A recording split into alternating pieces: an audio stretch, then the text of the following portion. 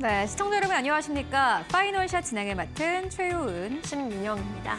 네, 오늘 한국 증시 내일 휴장을 좀 앞두고 있는 상황인데 그래서일까요? 오늘 양시장 모두 다 하락세로 거래가 되고 있습니다. 평소보다 거래 대금도 약간 좀 쪼그라든 상황인데요. 코스피 같은 경우에는 0.5%의 하락세 지속되면서 2,550선에서 현재 거래가 되고 있습니다.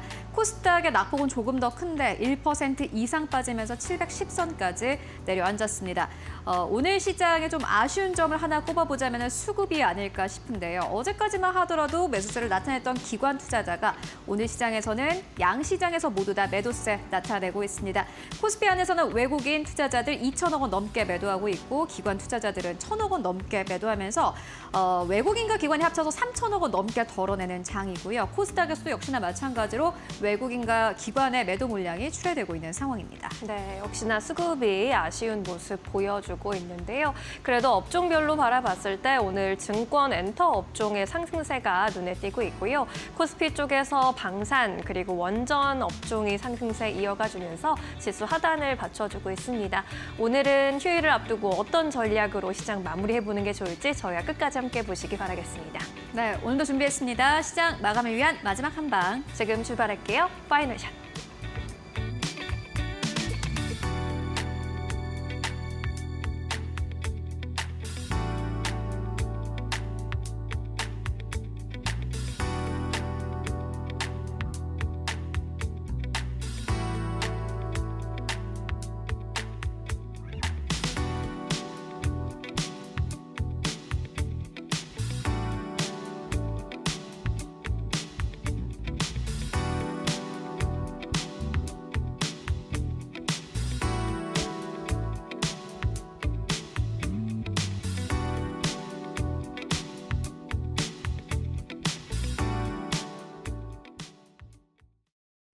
네, 오늘 한국 시장, 양시장 모두 다 하락세로 거래가 되고 있습니다. 외국인과 기관 투자자의 매도가 이어지는 게 약간 아쉬운 부분이 아닐까 싶습니다.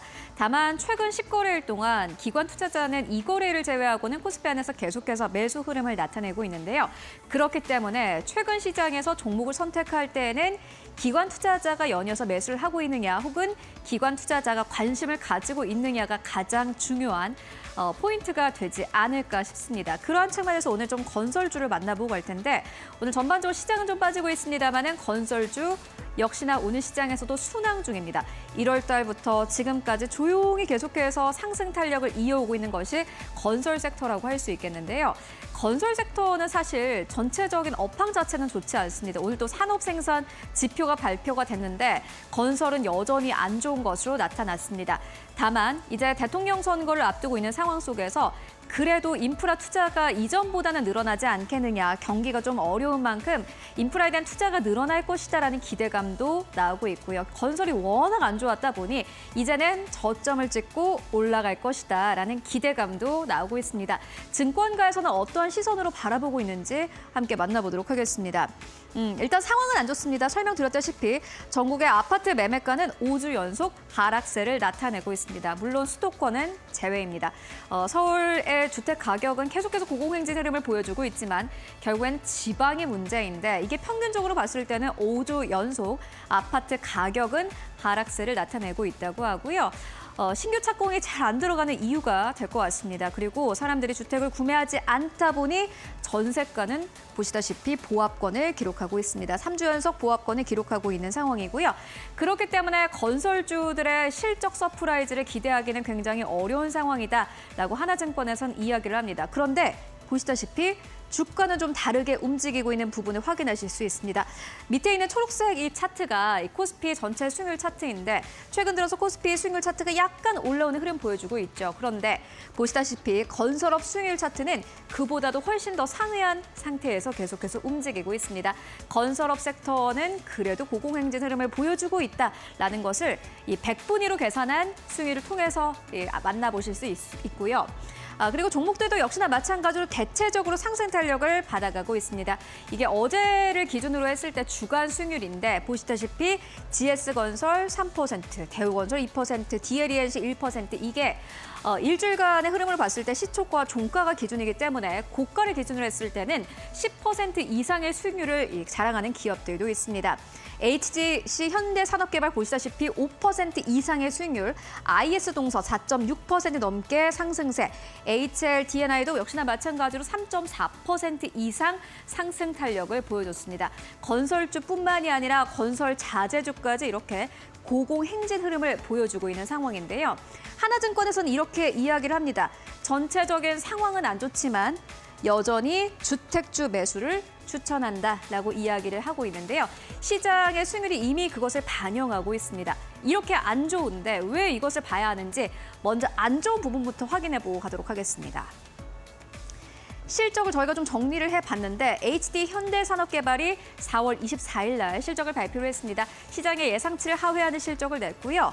LX 하우시스도 전체 시장의 예상치를 하회하는 그런 실적을 냈습니다.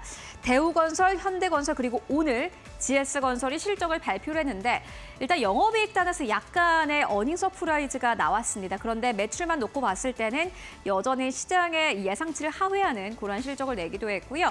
영업이익 단은 좋았지만 그렇다면 성장했느냐라는 질문에는 아니다라고 답을 할 수 있을 것 같습니다. 적자를 전환한 기업들도 있었습니다. 그런데 이렇게 실적이 안 좋음에도 불구하고 봐야 할 포인트가 있습니다.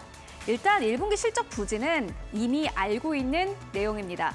주식시장에서 제일 안 좋은 게 불확실성인데 안 좋은 거는 이미 다 반영하고 있으니 사실 건설 섹터는 지금은 불확실성은 없다 이렇게 보시면 될 것 같고요. 작년부터 착공 감소로 매출액이 감소했고 원가 부담이 여전히 있다는 것을 확인했는데 이미 이것을 건설 섹터 같은 경우에는 오랜 기간 동안 주가에 반영을 해왔습니다. 그렇다면 중요한 투자 포인트가 무엇이냐라고 봤을 때 하반기로 갈수록 마진이 상승하는지 그 여부 그리고 부동산 공급 증가의 방향성 한마디로 주당 순이익, EPS와 밸류에이션이 중요한데 이 부분은 긍정적으로 평가해 볼 만하다라는 하나증권의 포인트가 나왔습니다. 그렇기 때문에 주택주를 매수하는 게 좋겠다라는 의견 나왔는데요. 이뿐만이 아니라 수급도 굉장히 좋습니다. 저희가 파이널샷에서 이 건설주도 이미 몇 번이나 소개를 해드린 바 있는데요. 그때마다 이 투자 포인트를 기관의 수급이라고 설명을 해드렸습니다. 그때만 하더라도 주가가 크게 움직이지 않았기 때문에 사실 기관의 수급만 보고 들어가기에는 좀 어렵지 않을까 하는 생각도 했는데 지금처럼 이렇게 기관에 따라서 움직이는 장세에는 결국에는 기관이 키를 쥐고 있는 듯합니다. 보시다시피 코스피 안에서의 기관 수급 그리고 건설업 안에서의 기관 수급 함께 보시면은 결국에는 기관 투자자는 꾸준히 건설 업종을 사들인 것을 확인하실 수 있습니다. 어떠한 기업들을 많이 사들이나 봤더니 대체적으로 사들였습니다. 삼성 E&A도 있었고요. 현대건설도 역시나 마찬가지로 연기금 그리고 기관 투자자가 연이어서 매수하는 그러한 기업이기도 했습니다. 특히나 현대건설은 놀라운 게 외국인들의 수급도 들어온다라는 점이었는데요. 외국인과 기관의 쌍끌이 매수가 함께 들어오는 기업은 건설 섹터에서는 현대건설밖에 없었고요. GS건설도 역시나 마찬가지로 기관의 수급 들어오고 있고 대우건설도 역시나 마찬가지입니다. DLENC, LX 하우시스 그리고 HDC 현대산업개발 같은 경우에는요. 보시다시피 현대건설을 제외하고 가장 많이 사들인 건설주이기도 했습니다. 사실 현대건설 같은 경우에는 원전 이슈가 있기 때문에 외국인과 기관의 수급이 같이 들어온다고 하더라도 HDC 현대산업의 개발의 경우에는 기관 수급이 건설 섹터만 보고 들어온다라고 보시면 될 것 같은데 연이어서 매수세를 나타내고 있고요. 2만 원대 아래에서 이제 2만 4천 원, 오늘 시작에서는 2만 5천 원대를 넘어서기도 했습니다. 그리고 무엇보다 이 정책이 있습니다. 더불어민주당의 대선 후보죠. 이재명 후보는요. 국회 세종의사당 그리고 대통령 세종집무실 건립과 2차 공공기관 이전으로 세종을 행정수도 중심으로 완성하겠다라는 의지를 밝혔고 이에 따라서 시장에서는 정책주와 엮이면서 건설주에 대한 투자 심리가 지금 점점 더 기대감이 무르익는 그러한 현실을 보여주고 있습니다. 공약이 현실화된다면 관련 인프라 투자가 대규모 있을 수 있다라는 기대감이 나오고 있는데요. 이 기대감이 현실화될 수도 있다라는 그 기대가 더 큰 것 같습니다. 그렇다면은 많은 기업들의 주가가 지금 탄력을 받고 있는 상황인데 어떠한 기업을 보면 좋을까요? 이어서 만나보도록 하겠습니다. 좀 정리를 해볼 텐데 증권사에서는 어떠한 기업을 탑픽으로 최선호주로 제시하나 봤더니 대체적으로 약간 다르긴 합니다만은 현대건설과 HDC, 현대산업개발이 있었습니다. 사실 지난달까지만 하더라도 HDC, 현대산업개발을 대체적으로 탑픽주로 제시를 했다면요. 최근 들어서는 현대건설로 변경하는 증권사도 많아지고 있다는 부분을 포착할 수 있었는데요. 증권사에서는 이렇게 이야기를 합니다. 현대건설에 대해서 실적 개선, 신뢰도 상승, 전 부분이 함께 끌어갈 이익 성장, 1위는 다르다. 확실한 센터상, 그리고 무난히 상회한 1분기 실적, 강한 원전 사업 의지, 이렇게 한 줄 평을 남겼습니다. 실적도 좋은데 원전 사업까지 더해졌다라고 보시면 될 것 같고요. 목표 주가 5만 원에서 6만 3천 원대까지 제시가 됐습니다. HDC 현산도 역시나 마찬가지입니다. 자체 주택 마진의 힘, 고비를 넘다, 계획대로 가는 중, 그리고 서울원 거치는 안개라면서 목표 주가를 보시다시피 2만 8천 원대에서 3만 5천 원대까지 제시가 됐는데요. 무엇보다 증권사에선 최근에 현대건설의 목표 주가를 상향 조정하고 있습니다. 건설주 오늘 시장에서도 잘 가고 있는데 앞으로 계속해서 주가가 상승 탄력을 이어갈 수 있을지 함께 확인해 보시면 좋을 것 같습니다. 이렇게 오늘의 시그널 건설주 함께 만나보고 왔고요. 그렇다면 오늘 시장에서도 주목할 만한 이슈들 어떤 것들이 있을까요? 이어서 신민영 앵커가 정리해드립니다. 네, 오늘 종목별로, 업종별로 주목받고 있는 이슈들 모아서 정리해 보도록 하겠습니다. 4가지 헤드라인 살펴보시죠. 첫 번째 뉴스 열어보겠습니다. 네, 관세 무풍지대로 꼽히는 증권주 호실적까지 내놓으면서 줄줄이 신고가를 다시 쓰고 있습니다. 오늘 증권주 전반적으로 일제히 상승하고 있는데요. 트럼프 행정부의 관세 정책에서 자유롭기도 하고 수익성 개선 기대감도 크기 때문입니다. 신영증권은 오늘 장 초반에 사상 최고가를 경신하기도 했습니다. 국내외 주식 거래 확대로 증권사들의 수익 개선이 기대되고 있습니다. 특히 올해 3월에는 넥스트레이드 개장, 공매도 재개 등으로 브로커리지 위탁 매매 수수료 확대가 전망되고 있습니다. 키움증권에서는 연초부터 증시 반등에 힘입어서 거래 대금이 양호한 흐름을 보이고 있다면서 증권 업종 전체에 대해서 긍정적인 시각을 오늘 제시하기도 했습니다. 두 번째 헤드라인입니다. 한미 약품 소식입니다. 1분기 수출 실적이 증가했다라는 발표를 내놓으면서 주가도 강세 흐름 이어가고 있습니다. 올해 1분기 부진한 사업 실적을 기록했지만요. 수출 실적이 크게 증가하면서 향후 실적 상승 가능성이 크다는 점에서 주목을 받아가고 있습니다. 한미 약품의 1분기 수출 실적은 682억 원으로 전년 동기 대비 46.7%나 증가했습니다. 회사 측은 미국 MSD가 개발 중인 메쉬 신약 후보 물질의 임상용 제품 공급이 확대됐다면서 북미와 일본을 넘어서 중동과 중남미 등에서 파트너십을 확대하고 협력 제품군을 또 확대해 나가는 데 집중하고 있다라는 소식을 함께 전하기도 했습니다. 세 번째 뉴스 열어보겠습니다. 웅진 관련 소식인데요. 상조업체인 프리드라이프의 인수 소식 속에 상한가를 기록하면서 현재도 상한가에서 움직이고 있습니다. 웅진의 소속 회사 WJ 라이프가 상조 회사인 프리드라이프의 지분 99.77%를 인수하기 위해서 사모펀드 운용사인 VIG 파트너스와 주식 매매 계약을 체결했습니다. 인수 가격이 8,830억 원이라고 하는데요. 계약금 883억 원을 먼저 납입한 뒤 다음 달 말까지 잔금을 지급하면 인수가 완료됩니다.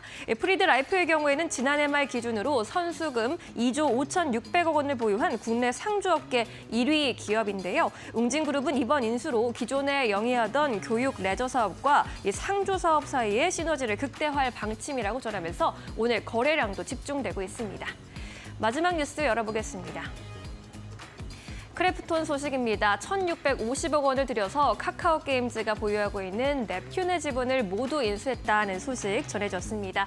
크래프톤의 이번 투자 배경에는 인도 시장의 확장이 작용한 것으로 분석됩니다. 크래프톤은 현재 인도 시장을 핵심 전략 국가로 삼고 지난 4년간 인도에만 2억 달러를 투자했는데요. 인도 투자에 이렇게 나선 건 배틀그라운드 모바일 인도가 인도 시장에서 큰 인기를 거두고 있기 때문입니다. 견고한 성장세를 바탕으로 다양한 협업을 추진하고 현지 이용자에게 매력적인 콘텐츠를 제공한다는 전략입니다. 이러한 가운데 오늘 넵튠의 주가는 10% 이상 급락세를 보이고 있고요. 크래프톤 역시 소폭의 약세로 움직이고 있습니다.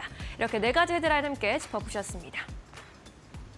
네, 이번엔 증권가 전화 연결해서 조금 더 자세한 의견 들어보도록 하겠습니다. 메리츠증권 도곡금융센터 김경국 과장 연결합니다. 과장님 안녕하세요. 네, 안녕하세요. 네, 반갑습니다. 오늘 4가지 뉴스 전해드렸는데 어떤 소식에 주목해 보셨을까요? 오늘 한미약품 관련된 말씀 좀 드릴까 하는데요.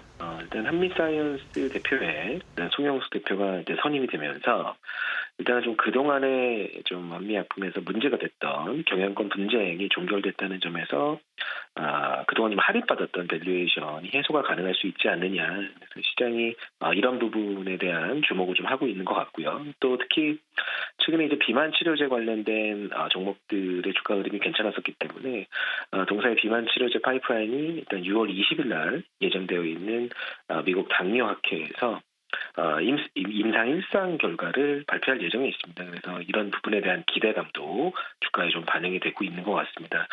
사실 경쟁력물인 릴레엠, 레타트라이드 대비해서 우월한 효능 그리고 낮은 부작용을 만약에 입증을 할 수만 있다면 주가에는 상당히 큰 모멘텀으로 작용이 가능할 것으로 보이고 있고요. 또 실적 부분에 있어서도 1분기 실적이 영업이익이 590억 정도 나왔는데 일단은 이 부분도 컨센에 좀 부합하는 실적을 보이면서 향후 이제 실적에 대한 기대감들도 조금 주가에 할인됐던 주가에 좀 반영이 되고 있는 것 같습니다. 한미약품 같은 경우에는 기술적으로 좀 많이 눌려 있었던 상황이었기 때문에 반등이 조금은 더 이어질 가능성이 있다. 그렇게 좀 보고 있습니다. 네, 한미약품에 대한 의견 더 자세히 들어봤습니다. 이 밖에도 오늘 오후장에서 주목하고 계신 종목 있으실까요? 오늘은 비올이라는 종목 가져와 봤고요. 투자 포인트 좀 몇 개 말씀드리도록 하겠습니다. 일단 비올은 1분기 매출 146억 원 그리고 영업이익 86억 원 정도 이제 증권가에서는 예상을 하고 있고요. 일단 컨센을 상회한 실적이 나올 것으로 예상을 하고 있습니다. 1분기 실적 성장의 요인은 일단 여러 가지가 있겠지만 일단 중국을 필두로 한 아시아 성장이 좀 가파르게 나왔다. 그래서 아시아 쪽 수출이 괜찮았고요. 장비, 소모품 모두 다 성장하는 모습을 보여줄 거라고 기대를 하고 있습니다. 그래서 1분기 상세 데이터를 좀 보면 중국 지역에서 일단 전분기 대비 80% 가까운 성장을 보일 것으로 예상하고 있고요. 특히 이제 동사 같은 경우에는 중국이 현재 최대 성장 동력으로 작용을 하고 있는 것으로 보이고 있습니다. 일단 실퍼맥스의 중국 유통 파트너사인 사환제약이라는 회사가 있는데 작년에 미용 의료 사업부 매출이 65% 정도 성장을 했고요. 전사에서 이제 미용 사업부가 차지하는 포션이 점점 늘어가는 추세에 있습니다. 그 일환으로 사환제약 같은 경우에는 중국 내 대리점을 40개로 늘리는 등 유통망 확대에 힘을 쏟고 있는 모습을 보이고 있습니다. 그래서 실퍼맥스의 중국 유통 파트너사인 사한제약의 지금 포션이 점점 미용 쪽으로 높아지면서 동사에게는 기회가 되는 부분이 좀 많을 것으로 그렇게 좀 보고 있습니다. 사실 이제 중국 성장에 대한 모멘텀은 주가에 어느 정도 반영이 됐고 사실 미국, 유럽, 중동 지역에서의 그동안 좀 부진했던 부분이 만약에 이제 회복세로 동반이 된다면 중국 성장 모멘텀 플러스 그다음에 미국, 유럽, 중동까지 회복되는 모양이 나온다면 지금 현재 동사가 멀티플을 좀 할인해서 갖고 있기 때문에 멀티플 상향이 가능할 것으로 좀 보고 있고요. 주가가 좀 많이 눌려있던 상황이었기 때문에 현재가에서는 매수가 좀 유효한 구간이다 이렇게 판단하고 있고 목표가는 9,800원 그리고 손절가는 7,300원 정도로 잡아두도록 하겠습니다. 네, 비올에 대한 투자 포인트 짚어주셨습니다. 오늘도 자세한 설명 고맙습니다. 네, 감사합니다. 네, 이번에는 외국인과 기관의 수급 동향 살펴보겠습니다. 최효은 앵커와 함께 하시죠. 네, 먼저 오늘 외국인 투자자들이 코스피 안에서 매도하는 기업들부터 살펴보도록 하겠습니다. 오늘도 외국인 투자자는 코스피 시장 안에서 2천억 원 넘게 매도세 나타내고 있는데 보시다시피 오늘 시장에서 삼성전자를 가장 많이 매도하고 있습니다. 두 번째로는 한화 오션 매도하고 있고요. 세 번째로는 SK 하이닉스입니다. IT 투톱 기업들을 대체적으로 매도하는 가운데 어제 이어서 오늘까지 한화 오션 매도하고 있고요. 네 번째로는 삼성전기, 다섯 번째로는 LG 에너지 솔루션 매도하고 있습니다. LG 에너지 솔루션 현재 주가 급락세 나오고 있는데 실적을 발표를 했습니다. 앞으로의 계획도 함께 발표를 했는데 캐펙스 투자를 좀 줄이겠다라고 발표를 했습니다. 매수하는 기업들 살펴보시면 오늘 시장에서 미래에셋증권을 가장 많이 매수하고 있고요. 두 번째로는 신한지주, 세 번째로는 KB금융입니다. 그리고 기아 제외하고 다섯 번째까지 보시면은 메리츠 금융지주 자리하고 있는데 오늘 1위권부터 5위권까지 증권주 그리고 금융주 중심으로 외국인들의 매수세가 강력하게 들어오는 것을 확인하실 수 있습니다. 그렇다면 코스닥 안에서의 외국인 수급은 어떻게 움직이고 있을까요?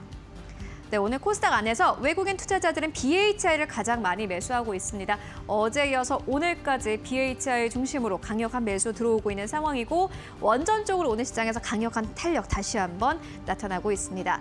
두 번째로는 경남스틸, 세 번째로는 YG 엔터테인먼트, 네 번째로는 코나이, 다섯 번째로는 신라젠 자리하고 있고요. 매도하는 기업들 살펴보시면 가장 첫 번째로는 고영 자리하고 있습니다. 두 번째로는 알테오젠, 세 번째로는 에코프로, 네 번째로는 에코프로 BM, 다섯 번째로는 JYP 엔터 자리하고 있는 상황입니다. 그렇다면 기관 투자자들이 현재 코스피 안에서 어떠한 기업을 사고 또 팔고 있을까요? 네, 기관 투자자도 오늘 코스피 전체 안에서의 포지션만 보면 매도이기 때문에 매도하는 기업들부터 만나보도록 하겠습니다. 삼성전자, SK하이닉스 똑같습니다. 외국인과 기관은 현재 한국 시장에서 IT 투톱 기업들 중심으로 강력한 매도세 나타내고 있고요. 세 번째로는 기아입니다. 네 번째로는 크래프톤, 다섯 번째로는 HD 현대중공업 자리하고 있는 상황이고 매수하는 기업들 살펴보시면 가장 첫 번째로는 한미약품입니다. 두 번째로는 하이브, 세 번째로는 아모레퍼시픽인데 모두 다 오늘 실적을 발표한 기업들입니다. 하이브, 아모레퍼시픽 실적에 따라서 주가 현재 급등락 나타나고 있는 상황이고요. 네 번째로는 신한지주, 다섯 번째로는 KB금융 자리하고 있습니다. 그렇다면 코스닥 안에서의 기관 수급 어떻게 움직이고 있을까요? 네, 코스닥 안에서 기관 투자자들 오늘 보시다시피 알테오젠을 가장 많이 매도하고 있습니다. 두 번째로는 옵티코어, 세 번째로는 HK이노엔인데 최근 들어서 기관 투자자들은 알테오젠과 HK이노엔에 대해서 줄매도 흐름을 나타내고 있고요. 네 번째로는 BHI 자리하고 있습니다. 외국인과는 상반된 수급을 나타내고 있는 상황이고 다섯 번째로는 형지글로벌 현재 나타내고 있는 가운데 매수하는 기업들 살펴보시면 가장 첫 번째로는 JYP 엔터입니다. 사실 엔터 4사 가운데서 수급이 가장 안 좋았던 기업이 JYP 엔터이기도 했는데요. 최근 들어서 기관 투자자의 수급이 눈에 띕니다. 두 번째로는 클래시스이고요. 세 번째로는 스튜디오 드래곤, 네 번째로는 디어유, 다섯 번째로는 LS 마린솔루션 매수하고 있습니다. 네, 지금까지 외국인 기관 수급 함께 살펴보고 왔습니다.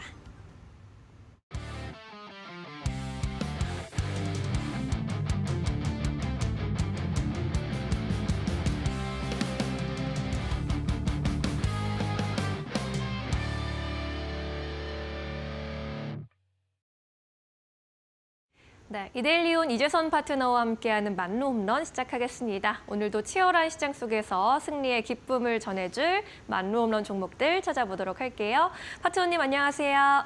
네, 안녕하세요. 네, 반갑습니다. 내일은 근로자의 날로 하루 쉬어가게 되는데 우리 시장 오늘은 양대지수 하락으로 스탠스를 잡고 있습니다. 오늘 시장 판세는 어떻게 읽어보셨을까요?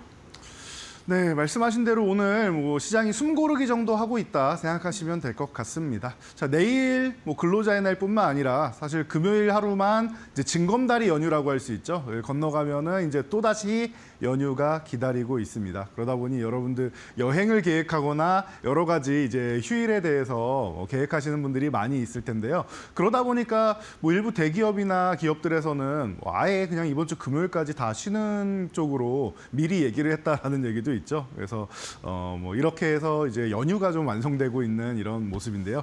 주식시장은 금요일은 열립니다, 여러분. 그래서 숨고르기 잘하고 있다 정도로 보시면 될 것 같아요. 최근에 굉장히 강한 증시, 제 생각보다도 지금 강하게 잘 움직여주고 있다라고 말씀을 드렸습니다. 굉장히 좋은 현실이죠. 그러다 보니까 편안하게 움직이고 있다라고 보시면 될 것 같고요. 자, 삼성전자 실적 발표됐는데 스마트폰 부분 쪽이 괜찮았다라는 얘기가 나오는데 역시나 반도체 쪽이 아직 회복되지 못하면서 어려움을 겪고 있는 것 같습니다. 이 부분은 우리가 단언할 수는 없겠지만 그냥 미래를 준비해야 된다라고 생각하시면 될 것 같아요. 미래를 잘 준비해왔던 SK하이닉스가 지금 HBM으로 우뚝 솟아서 이제 글로벌 반도체 시장에 1인자 자리까지 올라간다라고 하고 있는데 올해는 더욱더 실적이 좋아지는 게 모두가 알고 있는 사실인 거고 그렇다라고 하면은 삼성전자가 해야 되는 거는 이번 실적에 만족하는 것이 아니라 기존의 레거시 반도체 올라오는 거는 잘 자연스러운 현상이고요. HBM 쪽으로 해서 엔비디아 퀄테스트를 통과하거나 아니면 소캠 쪽 그리고 CXL 쪽으로 해서 차세대 반도체 쪽으로 해서 이제 선두주자 자리를 굳히는 게 중요하겠죠. 그런데 지금 상황만 보면은 만만치 않아 보입니다. 결과로 보여주는 이런 삼성전자가 되기를 우리도 한번 기대해 봐야 될 것 같습니다. 자, 그리고 지금 시장은 계속 말씀드리지만 단기 급등한 종목들 차익 실현하면서 조금 숨고르기 하고 나서 쉴 때 다시 보는 게 좋다라고 누누이 말씀드렸습니다. 그래서 지금 이 과정은 작년 말부터 해서 계속 반복되고 있는 것 같습니다. 그러니까 여러분들이 이 시장의 템포에 대해서 놓치지 말고 계속 그냥 잘만 따라가면 된다라고 생각하시면 될 것 같고요. 나는 이렇게 대응할 자신 없다 하시는 분들은 중장기적으로 그냥 좋은 종목들, 꾸준히 가져갈 수 있는 종목들, 안정적인 종목들 보셔야지 최근에 뭐 정치 테마주나 이런 쪽 흔들린다라고 해서 급등락 연출되는 종목들 괜히 이제 잘못 들어가시면은 나중에 영영 회복이 안 되는 몇 년 동안 회복이 안 되는 경우도 많이 있습니다. 그러니까 리스크 있는 종목들보다는 좀 안정적인 종목들로 꾸준히 가져가거나 단기 급등 시에 차익 실현 잘 하시는 이런 전략을 펼치시면 좋을 것 같습니다. 자, 그래서 4월 말이 되다 보니까 여러분들 이제 제가 월봉 차트까지 해서 제가 월말에는 한 번씩 정리를 해드리죠. 그래서 오늘의 판세 한번 보도록 하겠습니다. 자, 먼저 일봉 차트, 우리가 매일매일 보는 코스피 일봉 차트입니다. 지금 어떻게 됐다? 생각보다 강하다. 2,500 위쪽으로 올라온 다음에도 추가 상승 보이고 나서 오늘 살짝 쉬는데 그래봐야 어제, 그제 뭐 이틀 지수권, 이번 주 내 지수권 사이에서 움직이는 정도죠. 그러니까 편안하게 움직이고 있다라고 보시면 될 것 같습니다. 크게 오르지도 않고 크게 내리지도 않고 대신 수급적으로는 연속적인 수급이 없을 뿐이지 나쁘지 않다라는 거예요. 이만큼 올라오면은 보통은 이제 한 번 정도는 이제 눌림 나올 수 있다. 혹은 이중바닥성 나올 수 있다라고 기존부터 말씀을 드려왔었는데 선물 매도는 풀지 않고 있지만 아직까지 뭐 하락 포지션을 크게 늘린다거나 하는 움직임은 없습니다. 미국에서도 지금 관세 협상 잘 이루어지고 있다라는 얘기가 꾸준히 나오고 있죠. 그러니까 여러분들이 좀 편안하게 보시면 될 것 같고요. 다음 페이지 월봉 차트로 넘어가면은 지난달에 여러분들이 가장 심리적으로 안 좋은 구간이었죠. 4월 2일 날 관세 부과되니까 3월 말에 여러분들이 얼마나 스트레스를 많이 받으셨겠습니까? 그리고 얼마나 불안하셨겠습니까? 그런데 제가 이 선을 그어드리면서 여러분들 걱정할 필요가 없습니다라고 말씀을 드렸습니다. 지금 코스피는 장기 추세 같은 경우에는 정말 미묘하게 아주 미세하게 우상향하는 정도고 강력한 강세장까지 나오지는 않고 있다. 그리고 작년에 좀 어려웠다라고 해도 그건 작년 일인 거고 그리고 작년 상반기에 올라갔던 부분 자 7월 10일을 강조해드리죠. 7월 10일을 고점 찍고 그리고 나서 하반기에 쉰 거다라고 말씀을 드렸습니다. 그렇기 때문에 올라갔던 만큼 내려왔다라고 생각하시면 되고 다시금 하단을 찍고 움직일 수 있는 구간이니까 오히려 여러분들 같은 경우에는 지난달 이번 달 같은 경우에는 바닥권에서도 다시 한번 올라갈 수 있는 희망적인 구간이니까 너무 걱정하실 필요가 없다. 관세 영향력 단기적으로 이제 어느 정도는 이제 해소가 될 수 있는 부분이다. 과하게 밀린 부분은 해결이 되는 부분이다. 회복이 된다. 말씀을 드렸는데 지금 보시면은 아랫골이 길게 달고 다시 양봉으로 세워진 거 보이시죠? 이번 달은 양봉으로 마감하는 달이다라는 거 체크하시면 될 것 같고요. 자, 코스닥도 마찬가지입니다. 우리가 매일 보는 일봉 차트 같은 경우 생각보다 강하고 그리고 730포인트 이 구간은 중요한 구간은 아닌데 뭐 강한 저항은 아니지만 뭐 그 중간 저항 정도의 의미가 있으니까 살짝 걸리는 정도다라고 말씀을 드렸습니다. 그래서 이번 주에는 요 730에 살짝 걸려 있다 정도로 보시면 되고요. 오히려 한 번에 강하게 올라가지 않고 이렇게 천천히 올라오는 게 다음 달에도 코스닥 같은 경우에는 기대감을 좀 모을 수 있지 않을까 싶습니다. 그래서 코스닥 월봉 차트로 넘어가서 우리가 체크를 간단히 해본다라고 하면은 이렇게 돼 있습니다. 코스닥은 지금 고점을 점점 이렇게 낮추면서 가고 지금 하단은 이제 639금만 가면은 이제 강하게 반등이 나오는 이런 현상이 발생하고 있는데요. 이번에 하단을 찍고 강하게 반등 나오고 나서 이중바닥성 움직임이 나온 거라고 생각하시면 돼요. 이번에 하락을. 그리고 나서 이번에 789간을 넘어가게 된다라고 하면은 이 하락 추세선과 한번 싸움은 있을 텐데요. 그 이후에 저는 올해 안에 1000포인트 넘어갈 가능성이 꽤 높지 않느냐. 그리고 이제 내년까지 본다라고 하면 그냥 지나가는 과정일 가능성이 높다라고 저는 계속 말씀드리고 있는데 충분히 지금 뭐 시장의 조성은 갖춰져 있다라고 생각합니다. 생각합니다. 지금 관세 전쟁 때문에 여러분들이 자꾸 한 치 앞밖에 안 보이고 한 치 앞도 잘 안 보이는 이런 시장 같아 보이지만 중장기적으로 본다라고 하면 이건 해결이 되는 부분이고 이제 트럼프랑 시진핑이랑 이걸 길게 끌고 갈 생각이 없어요. 지금 트럼프도 시간이 별로 없다라고 말씀을 드렸고 어느 정도 서로 이득을 얻을 것들만 얻으면 된다라고 보시면 될 것 같습니다. 그래서 시장은 이 정도까지만 여러분들이 체크를 하시면은 제가 볼 때 큰 흐름은 보는 데는 어렵지 않다. 봄 정도 되면은 지금 최근에 있던 전고점 정도는 넘어갈 가능성이 높다라고 말씀을 드렸는데 이번 봄 이제 한 달 지났으니까 2달 남았죠. 2달 안에 저는 고점 돌파 가능성 충분히 있다라고 봅니다. 최소한 돌파 기대감, 돌파 시도라도 있으니까 이렇게 보시면 될 것 같습니다.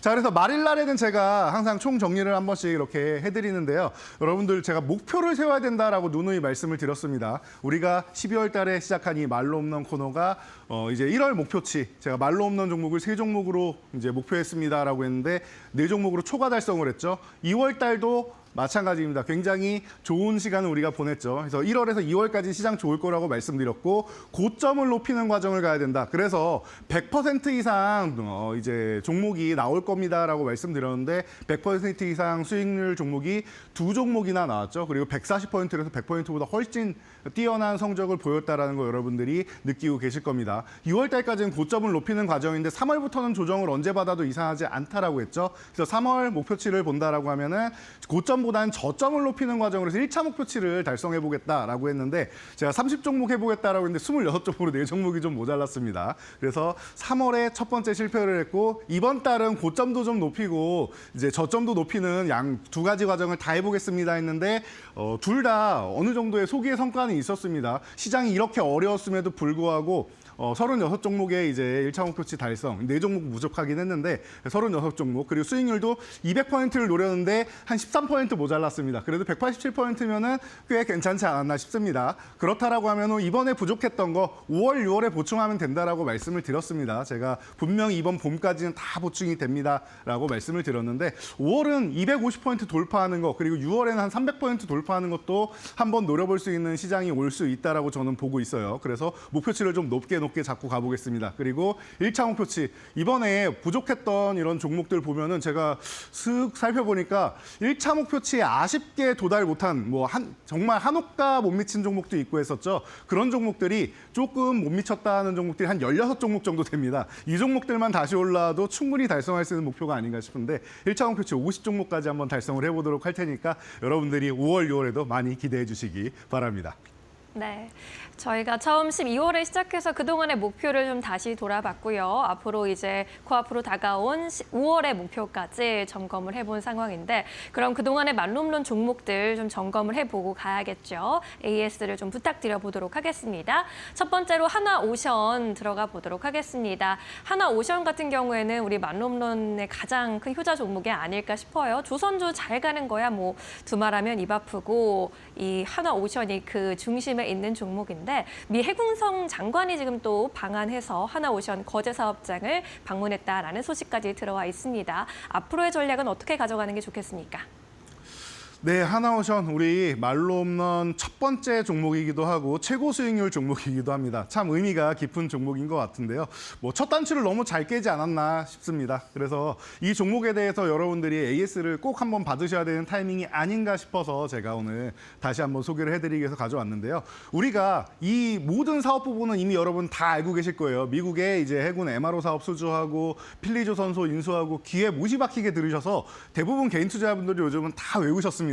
그래서 이런 부분까지는 다 알고 계실 거고 호주나 이런 군수업체 그리고 폴란드 MRO 진출하는 것까지도 제가 이 시간에 한 두어 번 정도 말씀을 드렸죠. 그리고 나서 이제 LNG 같은 경우는 계속 이제 얘기가 나오는 건데 이거는 기존부터 슈퍼사이클이었기 때문에 우리가 더 언급할 필요가 없습니다. 중요한 건 뭡니까? 지금 산업은행에서 지분 매각한다라고 해서 주가 가지고는 고점 대비해서 밀려 내려오고 있단 말이에요. 그래서 여러분들이 현재 상황에 대해서 굉장히 궁금해하실 것 같아서 제가 알려드리기 위해서 가져왔으니까 참고하시면 될 것 같은데요. 지금 차트만 보셔도 여러분들 고점 대비해서 쑥 밀려 내려와서 아이고 이거 추세 이미 끝난 거 아니야? 여기서 이제 이렇게 급락이 나올 정도면은 이제 한동안 이제 정신 못 차리는 거 아니냐? 추세가 바뀌는 거 아니냐? 이거 슈팅 아니냐라고 여러 가지 이제 반문을 많이 하고 궁금증을 자아내고 있는데요. 저는 그렇게 봅니다. 이번에 산업은행 같은 경우는 나쁘게 매도하는 게 아니에요. 정말로 이 기업에 대해서 안 좋게 생각해서 지분을 매각하는 게 아니라 원래 뭐 대주주들, 최대주주들 뭐 관련해서 이제 매각 이슈는 항상 안 좋은 이슈인데 산업은행은 이번에는 뭐 이제 하나오션, 하나그룹에서 이제 인수를 한 다음에는 이제 기업 가치가 굉장히 많이 올라가고 있죠. 그러다 보니까 이제 너무 많은 비중을 갖고 있게 된다라고 하면은 이제 금융자산이나 이런 부분에 대해서는 비중을 축소를 해야 됩니다. HMM 같은 경우도 그런 경우가 있었고 지금 하나오션 같은 경우도 비중을 축소해야 되는데 이쯤 되면은 주인도 찾았겠다. 보내주는 게 맞지 않겠느냐라고 생각하는 겁니다. 그러니까 오히려 어떻게 보면은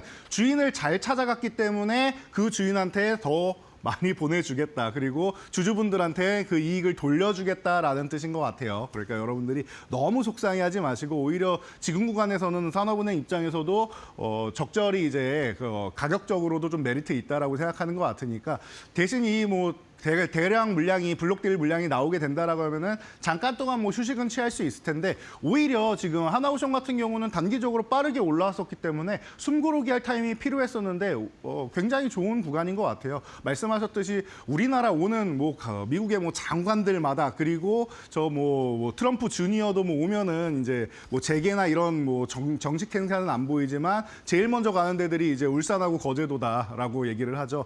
지금 오는 사람들마다 미국에서는 다 우리나라 조선만 바라보고 있습니다. 그렇다라고 하면은 앞에 설명드렸던 그 많은 여러분들이 알고 계시는 그 이슈들 생각한다라고 하면은 미국의 조선소도 갖고 있고 가장 MRO 사업에 뛰어나게 이제 진출할 수 있는 기업이 하나오션이다라는 거 모르는 사람은 없습니다. 그렇다라고 하면은 지금과에서 이제 우려감을 갖기보다는 좀 휴식 구간 취하게 놔두고 제가 달리기 많이 말씀드리죠. 달리기 전력 질주하게 되면은 너무 힘듭니다. 숨도 가쁘고 다리도 아프기 때문에 쉬어줘야지 마사지 해주고 숨 고르기 해야지 또 뛸 수 있다라고 했어요. 그냥 뛰면 부상 있는다라고 했죠. 슈팅 구간 나오면은 종목이 망가진다. 그러기 전에 충분히 휴식을 취하는 거니까 여러분들이 너무 걱정하지 마시고 편하게 하나오션 앞으로도 이제 꾸준히 관심 가져보시면 좋을 것 같습니다. 네, 만룸론 1위 종목인 한화오션에 대해서 다시 한번 점검 도와드렸습니다. 앞으로 다시 한번 슈팅의 구간 언제 나타날 수 있을지 집중해 보도록 하겠습니다.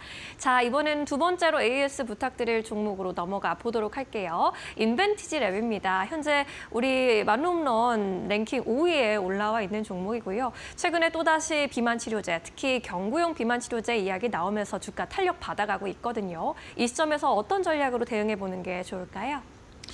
네, 어떤 전략이냐라고 말씀하시면 저는 단기적으로는 조금 이제 비중 조절을 하면서 쉬어가는 구간 그리고 추후에 다시 재매수하는 게 낫지 않겠냐라고 여러분들께 어제도 제안을 드렸었는데요.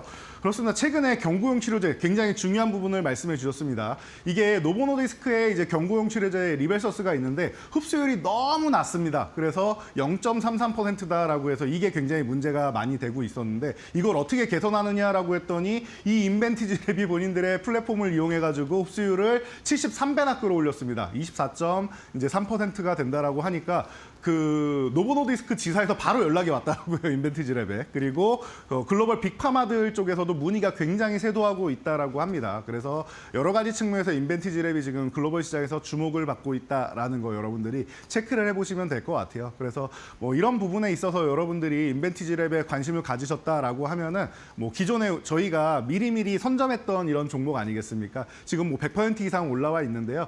지금 구간 차트를 보면은 여러분들이 딱 느껴지시는 게 있어야 돼요. 최근에 좋은 소식이 들리면서 단기적으로 너무 빠르게 올라왔죠. 그러면 어떻게 됩니까? 주의 종목, 경고 종목, 그리고 과열 종목 지정되면서 거래 정지 혹은 단일가 매매로 넘어가게 된다라는 거. 만약에 여기서 한 번 더 치고 올라가게 되면 여러분 어떻게 되겠습니까? 이 종목이 제가 말씀드린 단일가 혹은 거래 정지가 단기적으로 과열을 이제 시키는 과정이 나오게 됩니다. 그래서 그러기 전에 미리미리 그냥 쉬어주면 좋겠죠. 조금 전에 하나오션 보셨던 것처럼 올라왔을 때 조금 휴식 구간을 갖고 뭐 기간 조정도 괜찮습니다. 잠시만 쉬었다 간다라고 하면 오히려 더 좋은 구간이 나올 수 있어요. 그래서 제가 어제부터 해가지고는 이제 비중을 좀 줄이면서 여러분들 보시는 게 좋습니다라고 의견을 계속 드리고 있으니까 단기적으로 조절을 하시고요. 지금 굉장히 좋은 전인상 결과가 나왔다라고 하니까 이런 부분에 있어서는 중장기적으로 여러분들이 보셔도 됩니다. 경구용 치료제 그리고 비만 치료제 근로제. 저도 비만까지 되는지는 모르겠는데 저도 몸무게가 좀 많이 나가다 보니까 관심이 조금 생기긴 하더라고요. 경구용 정도면은 주사보다는 그래도 이제 접근성이 좋지 않습니까? 여러분들도 많이 관심 갖고 계실 것 같으니까 이 인벤티지랩 앞으로도 휴식 구간을 준 다음에 더 많이 움직이고 더 멋지게 수익률 올릴 수 있도록 응원 많이 해주시기 바랍니다. 네, 인벤티지랩 이제 이 시점에서의 전략도 꼼꼼하게 알려드렸으니까요. 관심 있으신 분들은 잘 대응해 보시길 바라겠습니다. 자, 이제 다음 리뷰 종목으로 빠르게 넘어가 보도록 할게요. LIG 넥스원입니다. 어느덧 수익률 50%를 달성한 상황인데 이 종목도 짧게 짚고 가도록 할까요? 네, 이 종목은 정말 짧게만 짚어도 될 것 같습니다. 이 종목을 제가 말씀드린 이유는 방산의 대장주 계열 쪽에 있다라는 거 다들 알고 계실 텐데요. 방산은 당분간은 수주가 장부가 계속 쌓이고 있기 때문에 실적은 계속 좋다라고 보시면 될 것 같고요. 간단히 가격 전략을 세워드리려고 가져왔습니다. 50%를 넘었는데 이 종목이 순위권에 없어요, 여러분. 그래서 너무나도 좀 안타까운 종목인데 이 종목 같은 경우에는 지금 제가 볼 때는 5월 달 정도에는 다시 한번 순위권에 진입할 수 있는 종목이고 하니까 이제 끝날 때까지 끝난 거 아니다라고 말씀드렸죠. 주가는 계속 이어질 테니까 걱정하지 마시고 여러분들 꾸준히 관심 가져보시기 바랍니다. 네, 끝날 때까지 끝난 게 아니다. 우리가 이 코너에서 가장 많이 말씀드리는 또 그거 중에 하나기도 한데 앞으로의 흐름도 기대해 보도록 하겠습니다. 자, 그럼 그동안의 말로없는 종목들 일단 한 자리에 모아서 수익률 체크해 보고 가시죠. 네, 오늘은 중요 종목들은 미리 말씀을 드렸기 때문에 간단하게 싹 훑어보고 가겠습니다. 하나오션 고점 찍었지만 지금 잠깐 쉬고 나서 200% 저는 그냥 넘어갈 거라고 봅니다. 250%도 충분히 가능하다고 보고 있으니까 걱정하지 마시고요. 제주반도체가 쉬고 있는데 저는 이 종목도 다시 한번 갱신해서 올라올 거라고 보고 있습니다. 원익홀딩스나 인베티랩 같은 경우도 마찬가지고요. 휴식 이후에 다시 움직이는 종목들 많으니까 편하게 보시면 될 것 같고요. 다음 페이지로 넘어가면 50% 아래 종목 안 보입니다라고 하는데 이제 50%가 돼도 못 올라오는 이제 LIG 넥스원 같은 종목들이 있습니다. 이제 0.몇 % 차이로 아직 진입을 못했는데 굉장히 대격변이 있을 테니까요. 이 순위가 변동되는 만큼 여러분들은 큰 수익을 얻어갈 수 있고 말로 없는 종목이 멋지게 움직인다는 거니까 오늘 종목도 기대해 주시기 바랍니다. 12월부터 쉬지 않고 달려온 저희 말룸런 코너가 벌써 이제 5월을 맞이하고 있는데요. 역시나 치밀한 전략으로 꼼꼼하게 잘 알고 시장에 대응하면 어떤 시장도 이길 수 있다라는 자신감이 생기는 것 같습니다. 그럼 오늘의 말룸런 종목도 함께 공개해 주시죠. 네, 오늘의 말로 없는 종목은 자이언트 스텝입니다. 최근에 이제 한국 애니메이션인 이제 킹 오브 킹스가 미국에서 기생충의 매출을 넘었다라고 합니다. 정말 대단한 것 같습니다. 그래서 이제 우리나라 자본으로만 그리고 우리나라 기술력으로만 한다라고 해서 이슈가 많이 됐었는데 너무나 또 멋진 기업이니까 여러분들이 관심 가져 보시고요. 가격 전략 간단하게만 말씀드리도록 하겠습니다. 지금 6,500원 전후 구간에서 여러분들이 지금 관심 가져 보시면 좋고요. 7,000원 넘어가면서부터 폭발적인 시세가 나옵니다. 그래서 1차 목표치는 10,000원, 그리고 나서 그 다음에 말로는 보이지도 않는 16,000원입니다. 엄청나게 높은 가격이지만 충분히 가능하고 넘어갈 거라고 보고 있고요. 여러분들 이 종목이 6,000원 이탈한다라고 하면 리스크 관리 정도만 한번 한 다음에 재매수하시면 제가 볼 때는 2배, 3배 이상의 수익을 충분히 얻을 수 있는 종목이니까 편안하게 관심 가져보시기 바랍니다. 네, 오늘의 말룸런 종목은 자이언트 스텝으로 살펴봤습니다. 종목 이름처럼 큰 스텝 밟을 수 있을지 함께 기대해 보시죠. 오늘은 여기까지 이야기 드릴게요. 금요일에 뵙겠습니다. 감사합니다.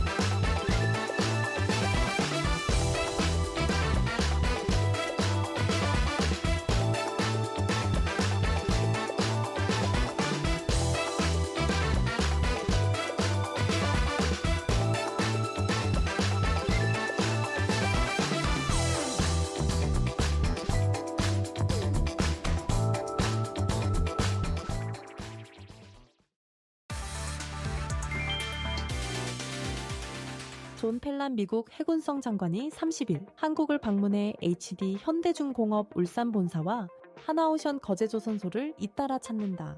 펠란 장관은 양사 경영진들을 만나 함정 건조 및 유지, 보수, 정비 협력 방안을 논의할 것으로 예상된다. 트럼프 대통령은 미국 조선업 재건 의지를 강력하게 피력하며 세계 1위 조선 경쟁력을 가진 한국과의 협력을 강조해왔다. 펠란 장관은 방한 전 지난 28일 일본을 방문해 현지 조선소를 둘러보고 나카타니겐 일본 방위상과 미군 함선의 공동 정비 등 방위산업 협력을 논의했다. 그는 방일 전 니혼게이자 이신문 인터뷰에서 일본이나 한국과 같은 조선업에 뛰어난 동맹국과의 협력은 불가결하다며 세계 조선업계 2위인 한국, 3위인 일본과 하나가 돼 미국의 부활을 목표로 할 것이라고 말했다.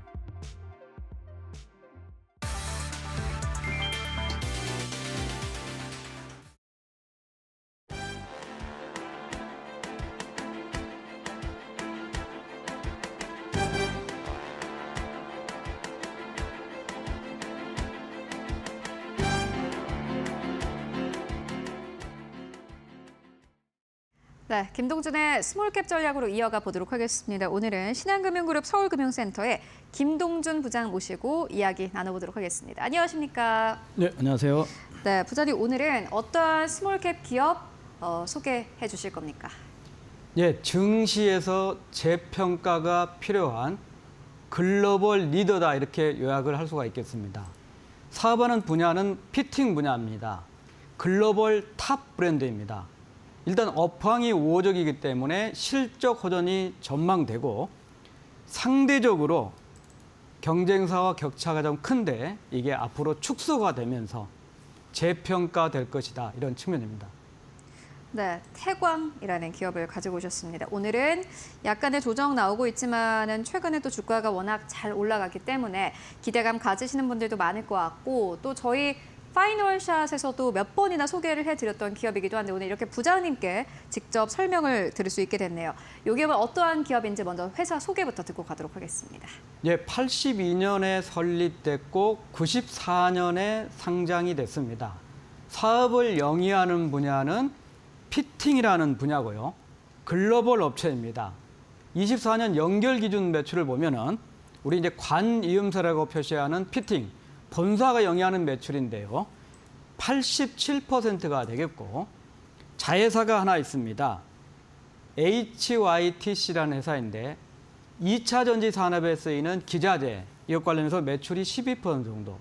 그리고 서울 알짜 요지에 있는데 자회사 역시 임대하고 전시 기획을 하는 쪽 매출이 1% 정도가 되겠습니다. 태광의 매출 비중을 좀 짚고 왔고요. 일단 뭐 많은 분들이 피팅 기업인 것은 아마 아시고 계실 것 같습니다. 이 산업이 어떠한 산업인지 그리고 현재 경쟁 구도는 어떻게 또 형성이 되어 있는지 궁금합니다. 예, 이제 흔히 쉽게 설명하자면 석유화학의 대규모 플랜트가 있다. 그러면 각종 다양한 파이프들이 연결되어 있는데 이 관을 방향을 바꾸거나 관경이라죠. 사이즈를 바뀌게 할 때 필요한 부분이 피팅, 글자 그대로 조정해준다는 뜻입니다. 자, 이건 형태에 따라서 팔꿈치 모양의 엘보 타입이 가장 많이 있고 또 T 타입이 있고 또 리듀스, 한쪽은 좀 넓고 한쪽은 좁는 네. 이런 구도가 있는 거고 재질에 따라서는 카본 스틸, 스테인레스, 그리고 합금, 비철까지 다양한 분야입니다. 사실 이 피팅 분야는 전 세계 시장 규모가 3조 5천억 정도 됩니다. 시장이 작죠. 이제 니치 마켓이라고 하는 거고 우리나라에는 이제 태광이 있고 또 경쟁업체인 성광밴드가 있고 특별하게 이탈리아 업체들이 4개 업체가 있고 또 오스트리아 업체까지 포함해서 전체적으로 시장을 차지하는 점유율은 유럽 업체가 가장 크고 그다음에 중국 그리고 우리나라 업체들이 3번째 시장을 차지하고 있고 그 탑2가 바로 태광하고 성광밴드다 이렇게 볼 수 있습니다. 아마 많은 분들이 아시고 계시는 기업일 것 같습니다. 태광과 성광밴드. 그렇다면 이제 태광을 알기 위해서는 성광밴드와의 차이점 그리고 이 기업들 간의 경쟁 구도 이런 걸 좀 봐야 될 것 같은데 어떻게 보고 계십니까? 우선 기본적으로 수요 산업은 똑같다. 그러니까 이렇게 동행자다라고 이렇게 봐야 되는데 네. 사실은 또 경쟁 관계인 거죠. 구태여 이제 차이를 좀 따져보면은 성광밴드는 국내에 좀 더 강점을 갖고 있습니다. 화진 PF라는 자회사가 있는데 역시 피팅하는 업체가 되겠고 또 전체적으로 재질 분야 매출 비중을 보니까 스테인리스 비중이 좀 높더라. 네. 이게 단가가 좀 세죠. 그리고 북미 시장의 매출 비중이 현재 높은 상황이다. 자, 태광은 그런 측면에서 본다면 전체적으로 매출액하고 수출 금액에서는 태광이 1위입니다. 그리고 중동 아시아 쪽에서의 상대적으로 매출 비중이 크다, 높다 이렇게 보고 경영 구조를 한번 따져봤더니 태광은 윤성덕 회장이 창업 2세입니다. 지금 금년 3월부터 창업 3세, 윤원식, 윤준식 CEO가 창업 3세 경영을 좀 하고 있는 거고 성광은 아직 2세 경영입니다. 2003년부터 안재일 CEO가 2세 경영을 하고 있다. 증시에서는 이 피팅 2개 회사에 대해서 다양하게 회사의 실적 못지않게 주주 경영, 지분 구조라든지 자사주 매입 소각 이런 쪽인데 이게 최근에 성광이 더 적극적이다. 자, 이런 이유 때문에 현재 시가총액은 태광이 5천억 700억 정도, 그리고 성광이 7,800억 정도니까 시가총액은 태광이 성광 대비 73%에 불과하다. 자, 이게 이제 얼마나 상대적으로 싸느냐, 이건 차지하고 나도 이 이유 중에 하나가 외국인 지분율은 한쪽이 지금 13%, 태광이, 근데 성광이 19.6%이고 또 과거에 국민연금도 5% 이상을 갖고 있었지만은 태광은 국민연금이 5% 미만이고 성광은 6% 정도입니다. 이런 이유 때문에 컨센서스 기준 25년 실적으로 주가 대 수익 비율을 따져보면은 태광이 11배 정도인데 성광은 14배 정도를 받고 있다. 그래서 앞으로 같은 산업의 수요 산업 영역에서 주가가 동행하는 측면도 있지만은 이 상대적인 주가 갭, 격차 차이가 얼마만큼 될 것인가가 또 증시에서 중요하게 볼 이슈거리가 아닌가 이런 판단입니다. 네. 일단 태광은 성광밴드와 비교를 해서는 가격적인 메리트가 있다라고 보여지는데 가장 중요한 것은 결국에는 실적이 아닐까 싶습니다. 앞서서 부자님께서 실적이 뭐 좋을 것 같다 이렇게 말씀해 주셨는데 실적 전망은 어떻게 보이십니까? 예, 이제 수요 산업 경기 변동 이게 이제 석유화학 그리고 가스 분야니까 일단 우호적인 환경이 계속된다 이렇게 볼 수 있겠고 앞으로는 발전하고 조선 분야에도 수요를 기대해 볼 만하다. 또 상대적으로 매출 비중이 좀 작았던 북미향 매출 확대가 좀 두드러질 거다. 이런 측면에서 본다면 우상향 실적을 기대해도 좋을 것 같습니다.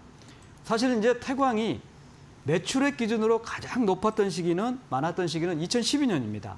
그때 3,600억 정도 매출을 했다가 2,000억 이하로 줄기까지 하면서 감소를 했다가 23년에 3,100억 정도 매출을 하면서 577억 원으로 영업이익이 사상 최고를 기록했습니다.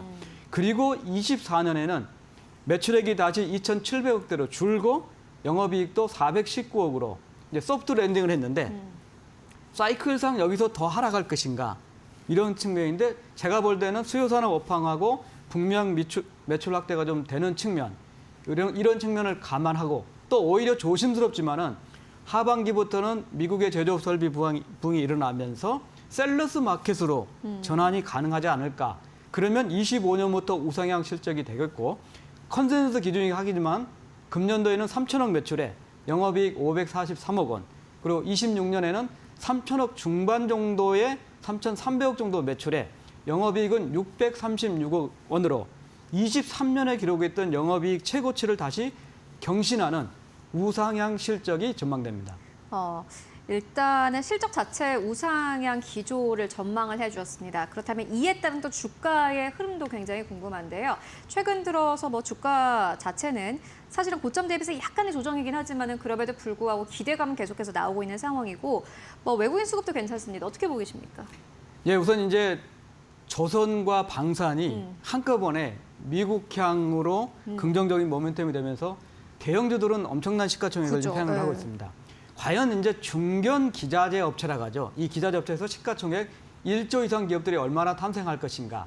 현재는 이제 본행제 업체인 한국카본 그리고 엔진 업체인 STX 엔진 정도고 성광이 외국인의 우호적인 지분하고 기관 배수가 되면서 일단은 1조대 더 가까이 가고 있는데 피팅 분야도 셀러스 마켓으로 조심스럽게 하반기에 진입이 된다면 충분히 피팅 업계에도 1조짜리들이 나올 수 있다 이런 측면입니다.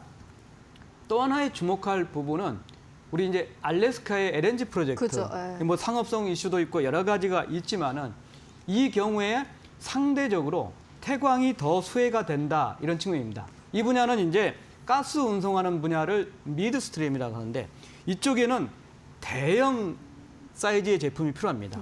특히 이제 대형 고주파 밴딩기는 세계에서 거의 유일하다시피 아시아에서는 유일하게 태광이 보유를 하고 있기 때문에 이 알래스카 LNG 프로젝트가 가시화되면서 역시 대표적인 수혜 기업이 되지 않을까 이런 측면입니다.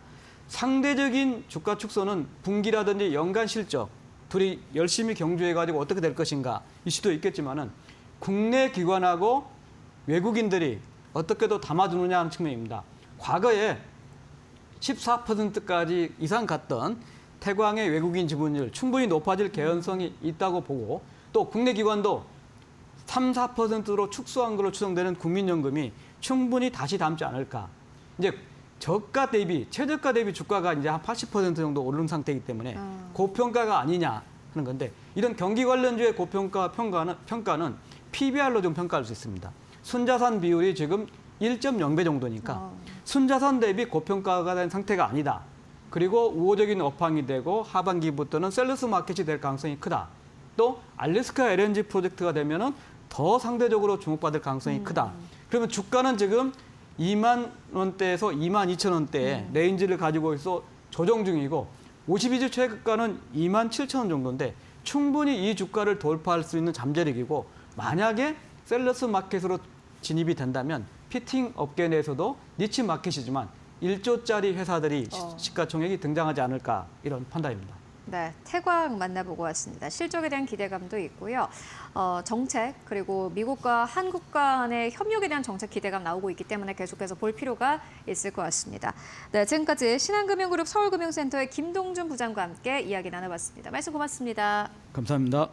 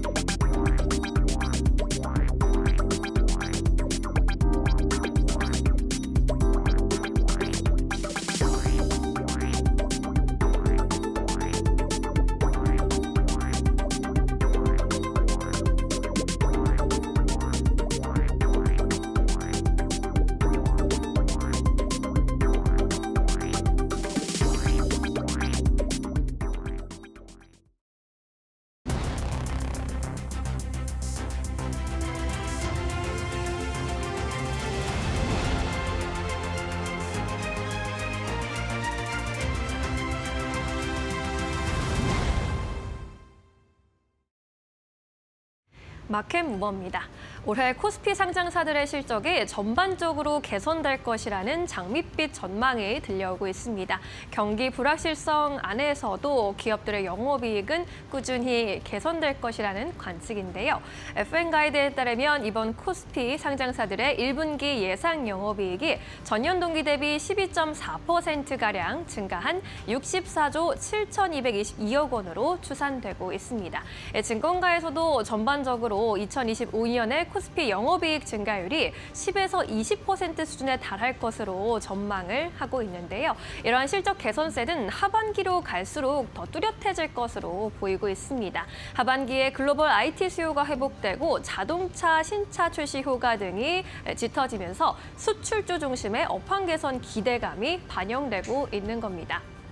영업이익 추정치를 좀 자세히 살펴보면 1분기에 65조, 2분기에는 69조 원, 3분기에는 79조 원까지 꾸준히 우상향할 것이다라는 전망이 나타나고 있고요. 업종별로 봤을 때는 실적을 주도할 주도 섹터로 반도체 및 IT 하드웨어, 자동차, 통신 업종이 꼽히고 있는 상황입니다. 이런 업종을 중심으로 실적 턴어라운드가 가능할 것이란 시장 전문가들의 의견이 모이고 있는 건데요. 또 중요한 건 단기적인 전망이겠죠. 5월에 대한 전망도 살펴보도록 하겠습니다. 한국 증시 5월 전망에 대해서 증권가에서는 다소 기류가 엇갈리는 모습이 포착이 되고 있습니다. 먼저 한화투자증권과 한국투자증권에서는 상승의 무게를 두고 있는데요. 한화투자증권은 5월 PER 확장이 코스피 상승을 이끌 것으로 내다봤고요. 한국투자증권에서는 5월에 코스피가 점진적으로 회복할 것이라면서 민감주 위주로 비중 확대할 것을 조언하기도 했습니다. 반면에 미래에셋증권에서는 아직 불확실성이 남아있다라는 판단하에 지금과 같은 종목별 장세, 주가 차별할 장세가 지속될 것으로 바라봤고요. SK증권의 경우에도 지난 고점을 돌파하기 위한 기반이 아직 약하다라는 코멘트를 남기기도 했습니다. 이렇게 전망이 조금 엇갈리고 있는 가운데 5월에는 어떤 체크 포인트에 주목을 해보는 게 좋을까요? 일단 가장 중요한 것 아무래도 관세 협상입니다. 특히 미국과 중국의 관세 협상이 어떤 방향으로 나아가는지 주목해 볼 필요가 있겠고요. 국내 안에서는 조기 대선 국면 속에 정책 그리고 추경 편성으로 경기 부양 움직임이 어떤 식으로 나타나는지도 주시해 볼 필요가 있겠습니다. 마지막으로 미국과 우리나라의 통화정책 움직임도 주시해 봐야 할 텐데요. 5월 FOMC에서는 91%의 확률로 동결이 우세한 상황입니다. 그러나 시장에서 6월 금리 인하를 기대하고 있기 때문에 이번 FOMC에서 금리 인하를 시사하는 메시지가 나온다면 시장이 안도할 가능성도 열려 있는 상황입니다. 이러한 불확실성을 5월 증시에서 어떻게 해소해 나가면서 방향성이 어느 방향으로 잡힐지 함께 주시해 보시는 것도 좋겠습니다. 마켓무버 함께 하셨습니다. 네, 이어서 오늘 시장에서 핫한 이슈와 종목들 함께 이야기 나눠보도록 하겠습니다. 오늘도 함께 해보도록 할게요. GC인포의 박근호 이사 모시고 이야기 나눠보도록 하겠습니다. 안녕하십니까? 안녕하십니까? 네, 오늘도 시장 이야기 해보도록 하겠습니다. 내일 휴장이어서 그런지 오늘 좀 시장이 선별적으로 움직이고 있는 것 같습니다. 지수만 봤을 때는 약간의 하락세 나오고 있고 외국인과 기관이 함께 매도하는 게 약간 좀 아쉽긴 합니다만은 그래도 휴일 이후의 시장을 좀 대비하는 차원에서 오늘 하락하더라도 괜찮게 보는 뭐 업종이나 종목들 어떤 것들이 있을지 그리고 오늘 상승하는 것들 중에서 계속해서 긍정적으로 보면은 좋은 것들은 어떤 것들이 있을지 함께 이야기 나눠볼 텐데 오늘 주제 바로 만나보도록 하겠습니다. 네, 오늘 건설주에 대한 좀 이야기를 나눠보도록 하겠습니다. 반등세가 아주 강력하게 나오고 있는 업종입니다. 제가 앞서서 또 브리핑을 해드리기도 했는데 투자 포인트 그리고 탑픽 종목 있으신지 궁금합니다. 이야기하기 전에 네. HDC 현산을 12월에 가지고 오셨었죠. 아, 네네. 그때 HDC 현산이요? 이렇게 좀 질문을 드렸다가 그때 이후로 주가가 좀 올라오면서 앞으로도 괜찮을까라는 생각은 했는데 사실 그때 굉장히 긍정적인 의견을 내놓는 증권사도 네. 많았고 네, 맞습니다. 저희 파이널샷에서 몇 번이나 전해드리기도 했었는데 사실 이 정도까지 주가가 잘 갈 줄 몰랐어요. 네. 그리고 중요한 거는 지금도 기관이 사더라고요. 아, 네, 맞습니다. 일단 우리나라의 이제 수급의 특성이 있는데요. 시장의 색깔은 이제 외국인들이 만들고 그 업종의 색깔은 이제 기관이 만든다라는 얘기가 있는데 지금 이제 외국인 수급보다도 외국인 수급은 지금 뭐 잘 들어오고 있는 업종이 전반적으로 거의 많지 않은 상황이니까 기관 수급이 잘 들어오는 종목군들이 정말 약간의 조정을 주더라도 계속적으로 이제 올해 신고가를 갱신하는 업종들이 많이 나오고 있는 상황인데요. 4월 달 기준으로 우리나라의 어떤 그 빅4 건설사들 일단 오늘 뭐 시초가 아니면 어제 종가 기준으로 이제 수익률을 잠깐 보면 현대산업개발이 지금 뭐 1등을 하고 있죠. 4월 달만 봤을 때는 대장은 현대건설이긴 합니다만은 오늘 좀 떨어지긴 했는데 25,000원대 뚫어내기도 네, 했어요.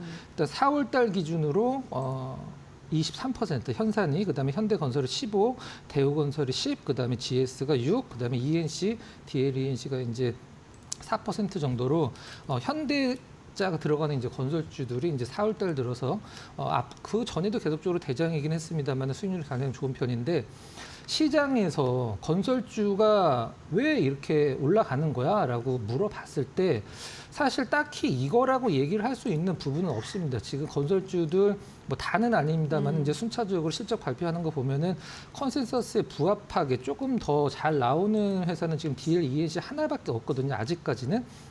근데 지금 시장에서 뭐 건설주들이 이제 올해죠. 올해 1월 달서부터 이제 스타트를 끊었을 때 그 전에 이제 이런 얘기 가장 많이 나왔던 게 사실 이제 어떤 거냐면 더 이상 뭐 나올 악재가 없고 더 이상 뭐 떨어질 곳이 어디 있냐 그러면서 앞으로 이제 조금만 좋아져도 기저효과로 어떤 뭐 주가가 상승할 것이다. 이런 부분들이 사실 팽배했었고 빅4, 빅5 건설사 같은 경우는 우리나라 지금 주택 경기가 워낙 안 좋으니까 이제 해외 쪽으로 이제 현대나 대림 같은 이제 DL 같은 경우는 원전 관련돼서도 모멘텀이 상당히 좋은 기업이라 이런 부분들이 시장에서 좀 약간 어떤 적용이 된 것 같고 제가 봤을 때는 현대산업개발이나 현대건설이 기관 수급 들어오면서 올라가면서 다른 건설사들 좀 끌고 올라가지 않나라는 생각이 드는 상황이고요. 일단 뭐 원가율 개선이나 이런 것들로 인해서 이제 올해 조금 기대를 하고 있는 상황인데 그 중에서 일단은 뭐 가장 좋은 기업은 사실 현대건설, 현대산업개발인 거는 많이 시장에서 설명이 됐으니까 최근에 이제 증권사에서 목표가를 가장 좀 많이 올리고 있는 건설사가 이제 DLENC예요. 설명을 잠깐 드려보도록 하겠습니다. 뭐 탑픽이라기보다는 증권사에서도 나름대로의 어떤 그 팩트 체크를 해서 이제 리포트들이 나온 거니까. 이게 대체적으로 증권사에서는 현대건설, HDC, 현산이 최선호주고 네. 그 다음에 DLENC를 차선호주로 보는데 주가 네. 상승률을 굉장히 높게 보고 있더라고요. 네네. 4월 달 들어서는 이제 DL 쪽으로 좀 약간 그 선호도가 높아지고 그죠. 있는 네. 상황인데요. 일단 우리나라 그 중공업주들이 올해 좋게 보는 이유 중에 하나가 어떤 거냐면 22년도, 23년도에 저가로 수주한 배들이 이제 거의 다 인도가 됐기 때문에 올해 수익성 높은 배들이 많이 남아있다고 얘기를 하는데 DLENC도 좀 마찬가지인 상황이죠. 저마진 현장이라고 보통 얘기를 하는데 그게 이제 거의 다 준공이 됐기 때문에 올해 이제 하반기 이익이 개선된다라는 게 이제 팩트 중에 하나고요. 이제 그 좀 약간 리스크였던 요인이 두 개가 있었었는데 그게 이제 사라졌다라고 이제 많이 어떤 기사화가 되고 있는데 그 두 가지가 뭐냐면 해외 플랜트 쪽에서 어떤 일회성 비용이 좀 발생을 했는데 그게 반영이 됐다. 근데 이 해외 플랜트가 어디냐 하면 시장에서 이제 노출이 안 되고 있고 그 DLENC에서도 공시에 이렇게 딱 나와 있습니다. 발주처의 요구에 의해서 어디랑 얼마의 계약을 하는지는 우리가 밝히지 않겠다. 플랜트 공사인 건 밝혔고요. 그 다음에 이제 그 1분기 이제 돌관공사 비용이 많이 발생을 했다라고 얘기를 하는데 돌관공사라는 거는 어떤 걸 얘기를 하냐면 이게 이제 GTX 관련된 거거든요. GTX A 노선 이제 그 1분기에 개통하면서 대림이 맡은 DLENC가 맡은 구간이 있잖아요. 그거를 그 개통 시기에 맞춰서 무조건 이게 끝내야 되기 때문에 돌관공사는 비용, 그다음에 인력을 따지지 않고 무조건 이제 투입을 해서 끝내는 게 이제 돌관공사인데 그것 때문에 돈이 좀 많이 들어갔다라고요. 그래서 그것도 이제 GTX A 노선도 끝났고 그러면 이제 앞으로 어떤 돈이 많이 들어가는 저마진 공사는 다 마감이 됐다 이렇게 얘기를 하고 있고 실질적으로 가장 좋은 평가를 받는 게 뭐냐면 DLENC 같은 경우는 1분기에 벌써 올해 그 수주 물량의 목표치를 99%를 채웠다. 이 부분이 가장 큰 것 같고 DL건설 같은 경우는 상폐됐죠. 이제 같이 합쳐지면서 DL건설은 산호랑 고려개발을 이제 DL건설이라고 하는 거죠. 그 부분은 DL건설은 일단 99%, DLENC는 48%를 이미 올해 수주 잔량을 채웠다. 이 부분들이 이제 시장에서 어떤 DLENC의 어떤 건설사의 주가 흐름을 가장 좀 약간 높게 목표가를 올린 부분이 아닌가라는 생각을 하고 있습니다. 네. 건설주 함께 만나보고 왔습니다. 건설주 특히나 기관의 수급이 들어오고 있고 많이 올라간 기업도 있지만은 박근호 이사님께서는 DLENC 지금 늦었지만 지금이나마 좀 관심을 가져보면 좋지 않겠느냐라는 의견으로 정리해보고 하도록 하겠습니다. 그렇다면 오늘 시장에서도 주목할 만한 이슈들 어떤 것들이 있을까요? 이어서 신민영 앵커가 정리해드립니다. 네, 관세 무풍지대로 꼽히는 엔터주에 대한 관심이 나날이 커져가고 있는데요. 이 안에서도 하이브는 1분기 전통적인 비수기 속에서도 양호한 실적을 공개했습니다. 창사 이래 거둔 1분기 실적 중에 최고치를 나타냈는데요. 1분기 실적 연결 기준으로 바라봤을 때 매출액이 5,006억 원 기록했고요. 전년 동기 대비 39% 증가했습니다. 영업이익도 전년 동기 대비 50% 증가한 216억 원으로 찍혔는데요. 시장의 컨센서스에는 조금 못 미쳤습니다. 그래도 낮아진 눈높이에는 부합하는 성과를 보여줬습니다. 월드 투어를 활발하게 진행하면서 매출의 고성장을 이뤄낸 것으로 보이는데요. BTS의 J-Hope, 세븐틴, 투모로우 바이 투게더, 엔하이픈, 보이넥스 도어까지 모두 공통점이 있죠. 보이그룹입니다. 활발한 팬덤을 바탕으로 압도적인 수익성을 이뤄낸 것으로 보입니다. 이 월드 투어를 바탕으로 한 공연 매출이 1,552억 원 기록했고요. 전년 동기 대비 무려 252.3%의 고성장세를 시현해냈습니다. MD와 라이선싱 매출도 1,064억 원 기록하면서 75.2%의 성장세를 이뤄냈고요. 아티스트를 모티브로 한 캐릭터 MD 상품도 좋은 반응을 얻고 있다라는 평가입니다.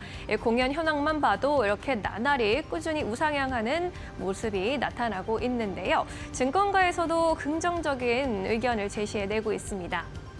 삼성증권에서는 서광이 비춘다라면서 33만 5천 원으로 목표 주가 끌어올렸고요. 증권가 안에서 가장 높은 목표 주가를 제시하고 있습니다. 공연 횟수 그리고 규모까지 커지면서 공연 매출과 연계된 MD 매출의 고성장세가 연중으로 계속 이어질 것이다라고 전망을 했고요. 지나간 실적보다는 좀 아쉬웠던 수익성을 뒤로 하고 앞으로 보일 실적에 주목해야 한다면서 속도감 있게 전개될 이익 모멘텀에 주목하자라는 의견 제시했습니다. 2025년 올해와 내년까지 순이익 추정치를 각각 8%, 13% 상향 조정을 하면서 목표 주가 상향 리포트 제시했습니다. 하나증권에서도 역시나 목표 주가 33만 원까지 끌어올렸는데요. 2분기 콘서트를 바라봤을 때 앞으로 BTS의 진과 제이홉의 월드 투어도 예정되어 있고요. 세븐틴, 르세라핌 등까지 약 110만 명 이내외에 관객 수가 반영되는 또 분기 기준으로 사상 최대 규모의 콘서트 이익을 벌어들일 것으로 전망을 했습니다. BTS의 6월 완전체 컴백 이후 2년간 2배 이상의 직익 사이클이 예상되고 있는 가운데 향후 1년 안에 4개의 보이그룹이 추가적으로 데뷔할 것이라고 전했습니다. 일본의 J-팝 보이그룹이 6월에 데뷔를 앞두고 있고요. 한국에서 빅히트에서 나온 5인조 보이그룹이 또 3분기에 데뷔를 앞두고 있습니다. 라틴과 미국 신인 남자 그룹 4팀의 데뷔 계획이 구체화된 상황이기 때문에 앞으로 이 보이그룹의 활약이 더 짙어질 것이다라는 판단 제시했고요. 시가총액 15조 원까지는 확실한 컨빅션 최선호주다라는 의견을 제시하고 있습니다. 서광이 비춘다라고 했듯이 이제는 어두운 새벽을 지나서 아침을 맞이한 하이브 같이 보이는데요. 주가도 밝은 빛을 뽐낼 수 있을지 응원해 보겠습니다. 마켓무버 전해드렸습니다. 네, 이어서 오늘 시장에서 핫한 기업들 하나하나 살펴보도록 하겠습니다. 오늘 박근호 이사님께서 첫 번째로 가지고 오신 기업은 아마 궁금하신 분들도 많을 것 같고 지금 매수해도 좋을까 하고 고민하시는 분들도 많을 것 같습니다. 한미약품을 가지고 오셨는데 오늘 8% 넘게 급등세, 오늘 장중한 때는 27만 원대를 넘어서기도 했습니다. 한미약품이 실적을 발표를 했는데 시장에서 이렇게 반응하는 것도 좀 재밌다라는 생각이 드는 게 연결 기준으로는 뭐 그닥 이었는데 네. 보니까는 별도 기준으로 했을 때 북경 이제 한미 네. 쪽에서 약간의 좀 성장이 나온 것 같고 어떻게 네네. 보십니까?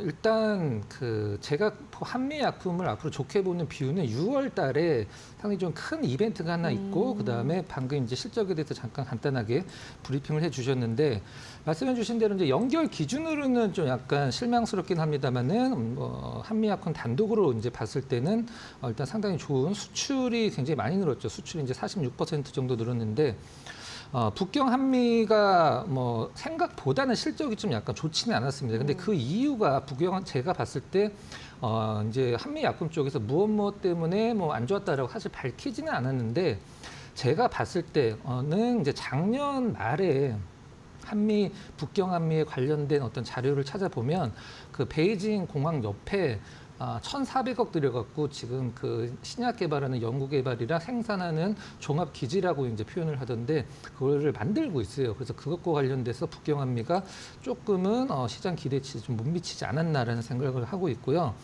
6월 달에 이제 큰 이벤트 하나 남아 있다라고 이제 그 말씀을 드렸었는데 그게 가장 중요하거든요.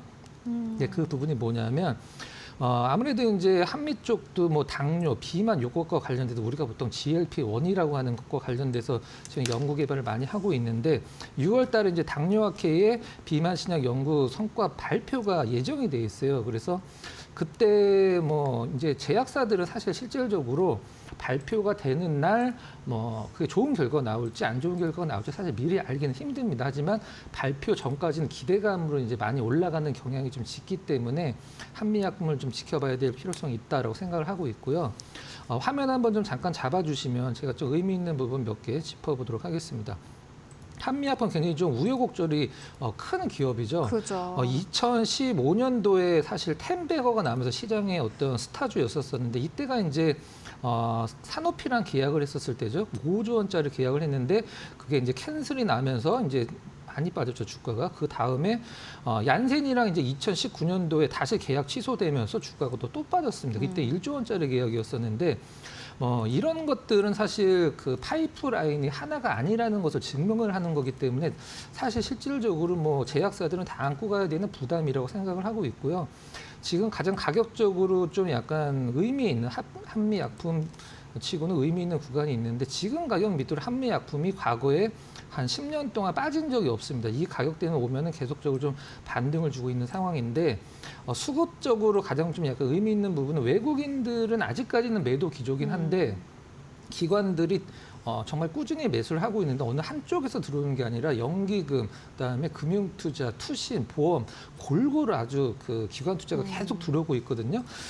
이제 정리를 하면 가격적으로 한미약품이 지금 가격 밑으로는 과거 10년 동안 빠진 적이 없습니다. 아주 특별한 악재가 있었을 때도 안 빠졌었어요. 근데 최근에 어떤 경영 분진과 관련돼서 회사의 좀 이미지에 타격이 좀 있었었는데 나름대로 실적이 개별 기준으로는 상당히 잘 나왔기 때문에 저점에서 약간 시장에서 수급을 타고 올라가는 가장 좋은 구간이 아닌가. 그리고 6월달에 가장 큰 당뇨 비만과 관련된 성과 발표가 있기 때문에 지켜볼 필요성이 있다. 이렇게 정리를 하도록 하겠습니다. 오늘은 그 매수 구간은 아닌 건가요? 저는 뭐 나쁘지 않다라고 생각을 합니다. 네, 8% 넘게 급등하고 있지만 말씀처럼 사실은 주가 자체가 전체적인 흐름만 봤을 때는 저점에 위치하고 있기 때문에 나쁘지 않다. 그리고 6월에 빅 이벤트가 있기 때문에 계속해서 지켜보자. 기관의 수급도 연이어서 들어오고 있다라는 의견 정리해보도록 하겠습니다. 특히나 최근에 비만약 쪽 굉장히 핫하죠. 앞으로 관심 종목에 넣어두고 계속해서 볼만한 기업이다라는 생각이 듭니다. 이어서 다음 기업으로 옮겨가 볼게요. 이 기업은 이미 한번 가지고 오셨던 기업이에요. JS코퍼레이션. 오늘 좀 주가가 움직이고 있는데 그때 가지고 오셨을 때는 아니었던 것 같아요. 그죠? 네, 맞습니다. 이 기업 어떻게 보십니까? 그때 이제 처음 소개를 시켜드렸을 때 조금 흐름이 나오다가 이제 관세 얘기 나오면서 맞아요. 일단은 뭐 상당히 시장에서 하락 폭이 깊었고 최근에 이제 자리를 잡아나가고 있는 상황인데 일단 1분기 실적을 좀 잠깐 살펴보면은 전년 동기 대비해서 24년 1분기 대비해서 46% 이제 증가를 했다. 영업이익이 이제 발표가 이미 됐고요. 상당히 좋은 실적입니다. 이제 중요한 것은 이 관세와 영향이 있는 기업들은 이제 1분기보다도 2분기 실적들을 시장에서 많이 이제 신경을 쓰고 있기 그렇죠. 때문에 2분기가 실적이 중요한데 일단 지금 의류랑 뭐 핸드백 이제 뭐 사실 의류보다도 핸드백 위주로 만드는 기업이기 때문에 OEM으로 이 부분도 좀 살펴볼 필요성이 있는데 일단 베트남이 왜 이렇게 미국에서 고관세를 적용을 했는지 사실 이게 뭐 중국산 우회 수출 때문에 그런 건데 베트남 입장에서는 사실 뭐 억울하기도 하죠. 핸드백을 JS 코퍼레이션이 베트남에서 한 전체 비중에서 한 29%, 그다음에 캄보디아 28%, 인도네시아에서 가장 많이 만듭니다. 43% 정도 만들고요. 의류 같은 경우는 베트남이 41%, 그다음에 인도네시아 30%, 캄보디아 28%. 그러니까 그 베트남 쪽이 의류 쪽은 가장 많고 핸드백 같은 경우는 인도네시아 가장 많은데 이게 JS 코퍼레이션이 이걸 만들어서 이제 미국 쪽의 브랜드에서 OEM 주문이 들어오면 만들어서 납품을 하는데 JS 코퍼레이션이 만드는 원가 대비 미국 쪽에 무슨 이렇게 마트 같은 데서 팔리는 게 5배 이상 가격을 팔리기 때문에 관세를 적용을 했을 때 6% 정도 가격이 오를 거다라고 이제 분석을 하고 있더라고 시장에서. 6%요? 네. 그거보다는 지금 인도네시아의 매기는 관세가 더 많을 텐데. 그러니까 그 판매 가격이 판매 가격이 이제 가격? 올라간다. 이제 10,000원짜리가 1,600원에 팔린다. 근데 영업이익이 그러면 줄어드는 거 아닙니까? 네, 맞습니다. 가격이 올라가는 것보다는 이제 판매량이 중요한데 실제로 저 관세가 아무리 높은 관세를 적용을 하더라도 어떤 판매량이 계속적으로 유지가 되면 사실 영향은 없는 건데 그죠. 이쪽 그 JS 코퍼레이션 쪽에서 만드는 핸드백이나 옷이나 이런 것들이 좀 약간 뭐라 그래야 될까, 큰맘 먹고 사야 되는 그런 것들이 아니라 꼭 이제 어떤 저가 의류들, 우리가 보통 옷도 그런 저가 의류들은 필수 소비재라고 얘기를 하거든요. 그렇기 때문에 조금 지켜보긴 해야 되긴 하겠습니다만 큰 영향은 없을 것이라고 이제 시장에서 보고 있는 상황인데 이제 좀 약간 이 기업이 어떤 그 탈바꿈을 하고 있는 과정입니다. 어떤 거냐면 과거 이제 핸드백을 워낙에 많이 만드는, 전 세계에서 가장 많이 만드는 기업이기 때문에 주목을 받았는데 작년에 이제 인수했던 하얏트 호텔이 시장에서 어떤 JS 코퍼레이션의 어떤 그 기업의 가치를 좀 약간 다르게 보는 게 이제 하얏트 호텔인데 하얏트 호텔 작년에 인수 후에 이제 3분기, 4분기 실적이 적용이 됐는데요. 2분기 동안에 일단 매출이 한 781억, 그다음에 영업이익 110억 정도를 기록을 해서 어떤 그 JS 코퍼레이션의 실적에 상당히 도움이 많이 됐다라고 얘기를 하고 있는데 하얏트 호텔 사실 굉장히 비싼 돈 주고 샀기 때문에 워낙에 돈이 많은 기업이기도 합니다만은 JS 코퍼레이션 전체 자산의 일단 66%를 이 호텔이 차지하고 있는 부분이라 OEM 기업에서 어떤 그 자산 운영 기업으로 이제 탈바꿈을 하고 있다. 이런 식으로 표현도 많이 하는 것 같더라고요. 그래요? 잘하고 있는 걸까요? 그건 좀 지켜보긴 해야 되긴 그러니까요. 하겠습니다. 이 호텔의 가장 큰 리스크는 무엇이냐면 JS 코퍼레이션이 이제 운영은 외주를 줬기 때문에 영업이익이나 이런 것들은 이제 나눠서 갖고 오지만 어떤 호텔에 대한 리모델링을 하거나 이런 것들은 전부 JS 코퍼레이션에 맡기로 했거든요. 그런 것들이 좀 약간 그 리스크다라고 보시면 될 것 같아요. 일단 차트 잠깐 보면서 말씀을 드리면 지금 실적 성장하는 걸 연간 단위로 봤을 때 올해 이제 아직 관세가 어떤 식으로 이제 적용이 될지는 좀 약간 미지수긴 합니다만은 관세 때문에 떨어진 부분은 감안을 하더라도 연간 기준으로 실적이 이제 성장을 하고 있는 JS 코퍼레이션의 전체적인 중장기적인 차트를 봤을 때 조금 주주분들 입장에서는 굉장히 섭섭한 그런 주가 흐름이죠. 그러니까요. 이게. 네, 정리를 하면 지금 시가총액 2천억대 초반은 이제 어떤 걸로도 좀 제가 봤을 때는 설명도 안 되고 요 관세 부분만 조금 그 해결이 된다라고 하면은 시장에서 상당히 좀 관심을 많이 받을 종목이 아닌가. 하지만 수급은 아직까지는 좀 약간 좋은 어떤 주체가 없기 때문에 조금 더 지켜보시는 것도 좋은 어떤 투자 전략이라고 생각이 돼서 한번 오늘 소개를 두 번째로 드려봤습니다. 네. 이게 이제 외국인과 기관의 수급이 좀 받쳐줘야 되는데 아마 외국인과 기관의 수급도 사실 지금은 관세를 좀 피해가고 있는 것 같습니다. 다만 관세 이슈가 조금 어느 정도 해결이 되고 그리고 이러한 한국과 미국 간의 관계에 대한 갈등에 대한 좀 이슈가 조금 거치고 나면은 이러한 기업들 앞으로 주가 탄력을 좀 기대해 볼 법하다라는 생각이 드는데요. JS 코퍼레이션 실적도 잘 나오고 있는 기업이니까 여러분들 관심 종목에 넣어두시고 앞으로 주가를 함께 따라가 보시면 좋을 것 같습니다. 지금까지 박근우 이사와 함께 이야기 나눠봤습니다. 말씀 고맙습니다.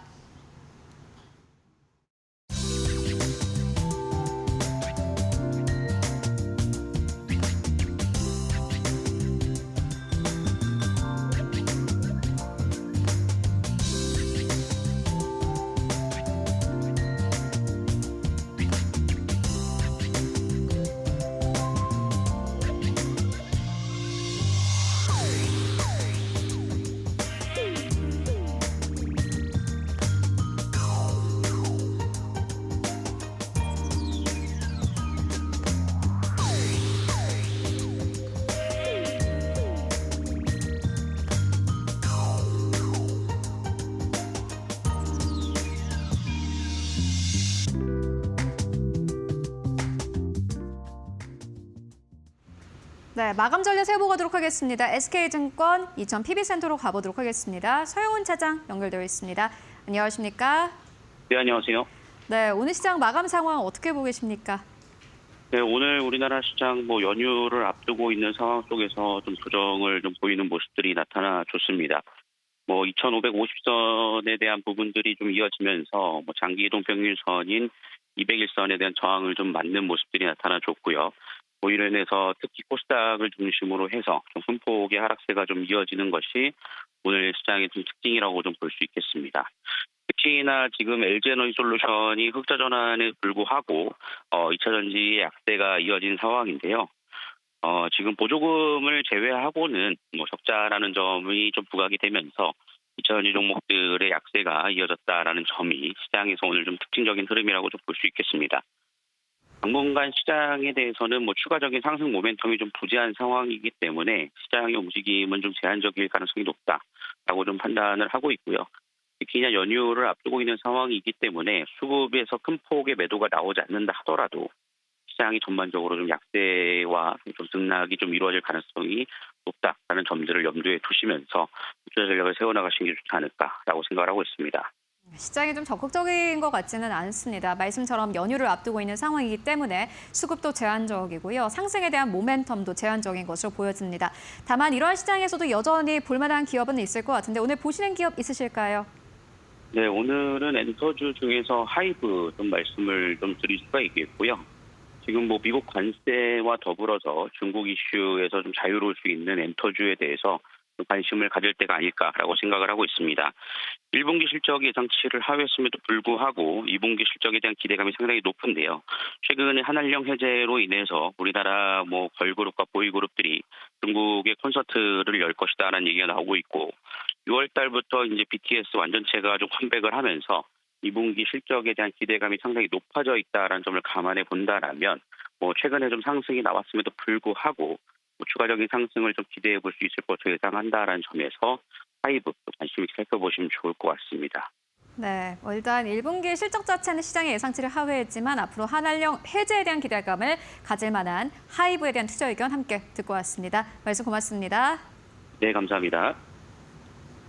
네, 정규장 마감 동시효과 구간에 들어와 있습니다. 마감의 기술로 이어갈게요. SK증권 영업부 금융센터 이청원 차장 모셨습니다. 어서 오십시오. 예, 안녕하세요. 오늘은 이제 결국 하락 마감할 것 같은데 오늘 시장 어떻게 바라보셨을까요? 개인적으로 시장이 크게 흔들리는 그런 느낌 저는 받지는 못했습니다. 무엇보다 최근 들어서 코스피 기준으로 시장이 상당히 괜찮았죠. 그리고 현재 기준으로는 우선은 0.6% 정도 코스피는 하락 마감이 될 것으로 보여지는데 이 정도면 큰 폭의 하락이라고 우리가 생각을 할 필요는 전혀 없다라고 보여집니다. 수급적으로도 선물시장에서는 우선은 외국인들이 2천억 원 이상 매수세를 보였다라는 것. 만약에 지금 구간에서 시장이 큰 조정을 앞두고 단순하게 연휴를 앞두고 외국인들의 매도세가 많이 나왔다면 불안했을 건데 그런 수급이 아니다라고 하는 점에서 시장은 당분간 지금 지수대 정도는 잘 방어를 해주면서 올라가기 위한 모멘텀을 차지를 하지 않을까 그리 보여집니다.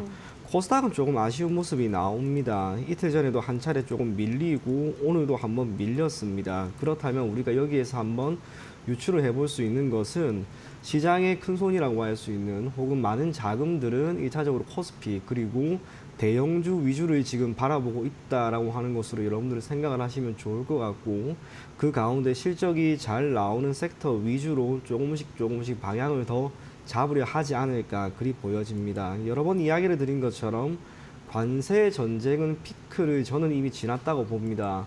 우리나라 같은 경우에도 마찬가지이고 아시아에 있는 여러 국가들이 미국과 이미 협상을 진행을 했습니다. 딱 하나 중국이 하지 못했다라고 하는 점은 아쉬움이다 할 수 하겠지만은 여전히 중국도 미국의 관세에 대해서 미국도 중국에 대한 관세 부과에 대해서 적지 않은 부담을 가지고 있다는 것을 감안한다면 그리고 양쪽이 어느 정도만 양보를 한다면 트럼프 1기 때와는 분명히 다른 양상으로 시장은 가지 않을까 그리 보여집니다. 그래서 시장을 너무 불안해하지는 마시고요. 철저하게 섹터를 많이 볼 필요가 있는데 오늘은 또 어제만큼 재미난 섹터들이 있습니다. 대표적인 게 역시나 비만 치료제, 비록 장 후반으로 가면서 조금 상승폭을 많이 둔화시키는 모습을 보였다 할지라도 경구용 비만 치료제라고 하는 것이 또 하나 시장의 테마로 자리를 잡고 있다는 점에서 이쪽은 당분간은 계속 조정이 나올 때마다 우리가 관심을 가질 필요가 있다라고 보여지고요. 화장품과 엔터가 지금 좋습니다. 네. 엔터는 관세 부과 그리고 관세의 영향으로부터 조금 자유롭다라고 하는 점도 있는데 그 가운데 올 한해 기대감이 지금 많이 묻어나는 거죠. 그리고 한알령 해제 기대감도 있습니다. 참고로 2020년 코로나19가 발발한 이후로 엔터테인먼트 쪽은 사업 구조를 많이 변화시킵니다. 첫 번째로는 중국을 탈피하려고 하는 움직임을 보였고요. 두 번째로는 그동안은 그렇게 매출에서 차지하는 비중이 높지 않았던 음원과 음반, 광고 이쪽으로 사업 모델을 지금 바꾼 거죠. 가장 먼저 바꾼 기업이 저는 JYP 엔터가 아닐까라고 보여지고 이후로 SM이나 YG 하이브까지 같은 맥락으로 이어집니다. 한알령 해제로 인해서 엔터 쪽이 얻을 수 있는 수혜는 사실상 공연이나 광고 정도가 될 겁니다. 물론 이것은 큽니다. 그런 면에서 기회는 조금 더 있을 것이다라고 보여지고요. 화장품은 참 반가운 거죠. 중국의 법인을 여전히 크게 가지고 있는 몇몇 기업들, 대표적으로 LG생활건강이나 아모레퍼시픽 같은 경우에는 지난해 화장품 관련된 기업들의 주가가 그렇게 좋을 때 사실상 함께 하지를 못했습니다.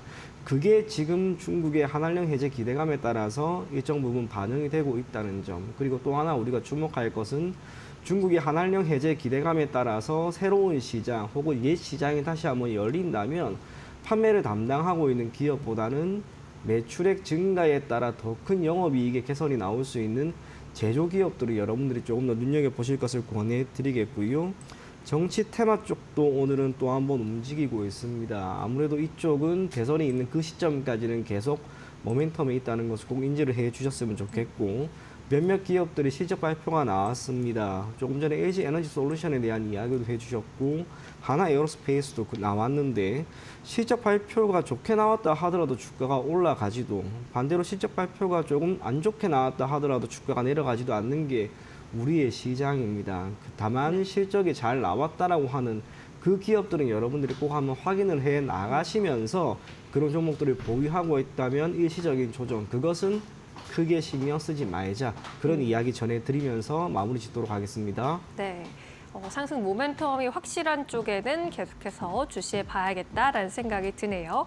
현재 코스피의 경우에는 0.6%대 약세 흐름을 이어가다가 현재 낙폭 많이 줄이면서 마감 준비하고 있습니다. 2,560포인트 선에서 마감 기다리고 있고요.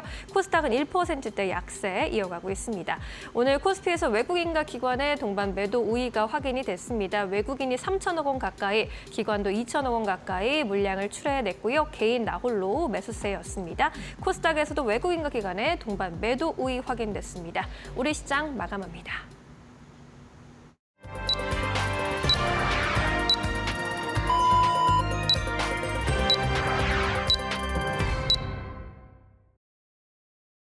네, 4월 30일 수요일장 모두 다 마무리가 됐습니다. 오늘도 고생 많으셨습니다. 오늘은 또 4월의 마지막 거래일이기도 했는데요. 4월 한 달 동안 정말 고생 많으셨습니다. 시장 자체가 어려웠습니다. 4월 들어서 한국과 미국 간의 관세 협상이 시작됐고 그 전에 노이즈도 꽤 많았습니다. 또 최근 2주 동안 많은 기업들이 실적을 발표를 하고 있는데 삼성전자는 오늘 확정 실적을 발표를 했고 시가총액 상위 기업들만 봤을 때는 LG 에너지 솔루션 오늘도 실적을 발표를 했습니다.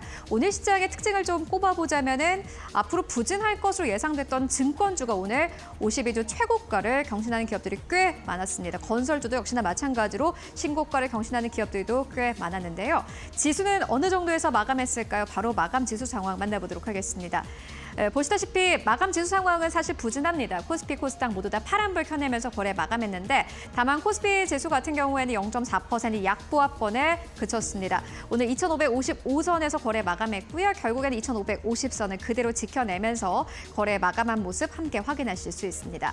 코스닥의 경우에는 1.2% 넘게 하락세 717선에서 거래를 마감을 했습니다. 오늘 달러에 대한 원화의 환율도 소폭 내리면서 거래를 마감을 했습니다. 원달러 환율도 계속해서 하향 안정화되는 흐름을 보여주고 있는데요.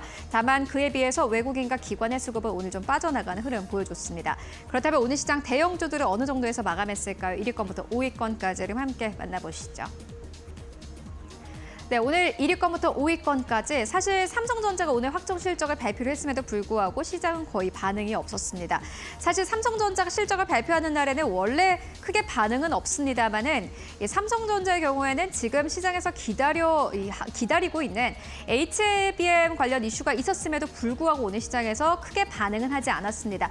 고객사에 샘플을 납품하고 있다라고 밝혔지만은 무언가 하나 확실한 이 멘트가 나오지 않았기 때문에 시장은 다시 한번 실망을 했고요. 오늘 0.5% 약보합권 55,000원대에서 거래 마감했습니다. 그리고 오늘 1위권부터 5위권까지 봤을 때 가장 큰 폭의 낙폭을 기록한 LG 에너지 솔루션 7% 이상 급락하면서 32만 원대에서 거래를 마감을 했습니다. 지금까지는 좀 불분명한 이슈로 움직여 왔습니다.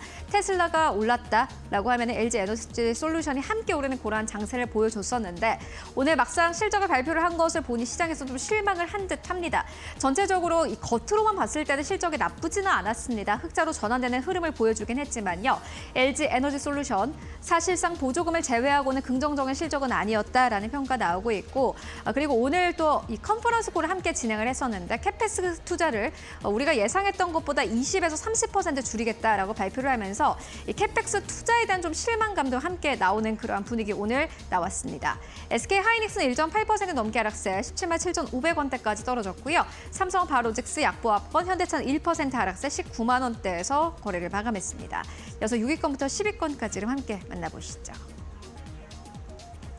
네, 6위권부터 10위권까지 기아는 오늘 약보합권이었습니다. 현대차는 1% 이상 하락했지만 오늘 기아 같은 경우에는 외국인 수급이 함께 유입이 되기도 했는데요. 트럼프 대통령이 자동차 관세와 관련해서 2년 정도 유예될 수 있다라는 그러한 멘트가 나왔고 이에 따라서 완성차 쪽으로 오늘 기아 쪽으로 조금 더 매수세가 강력하게 유입되는 모습 보여주기도 했습니다.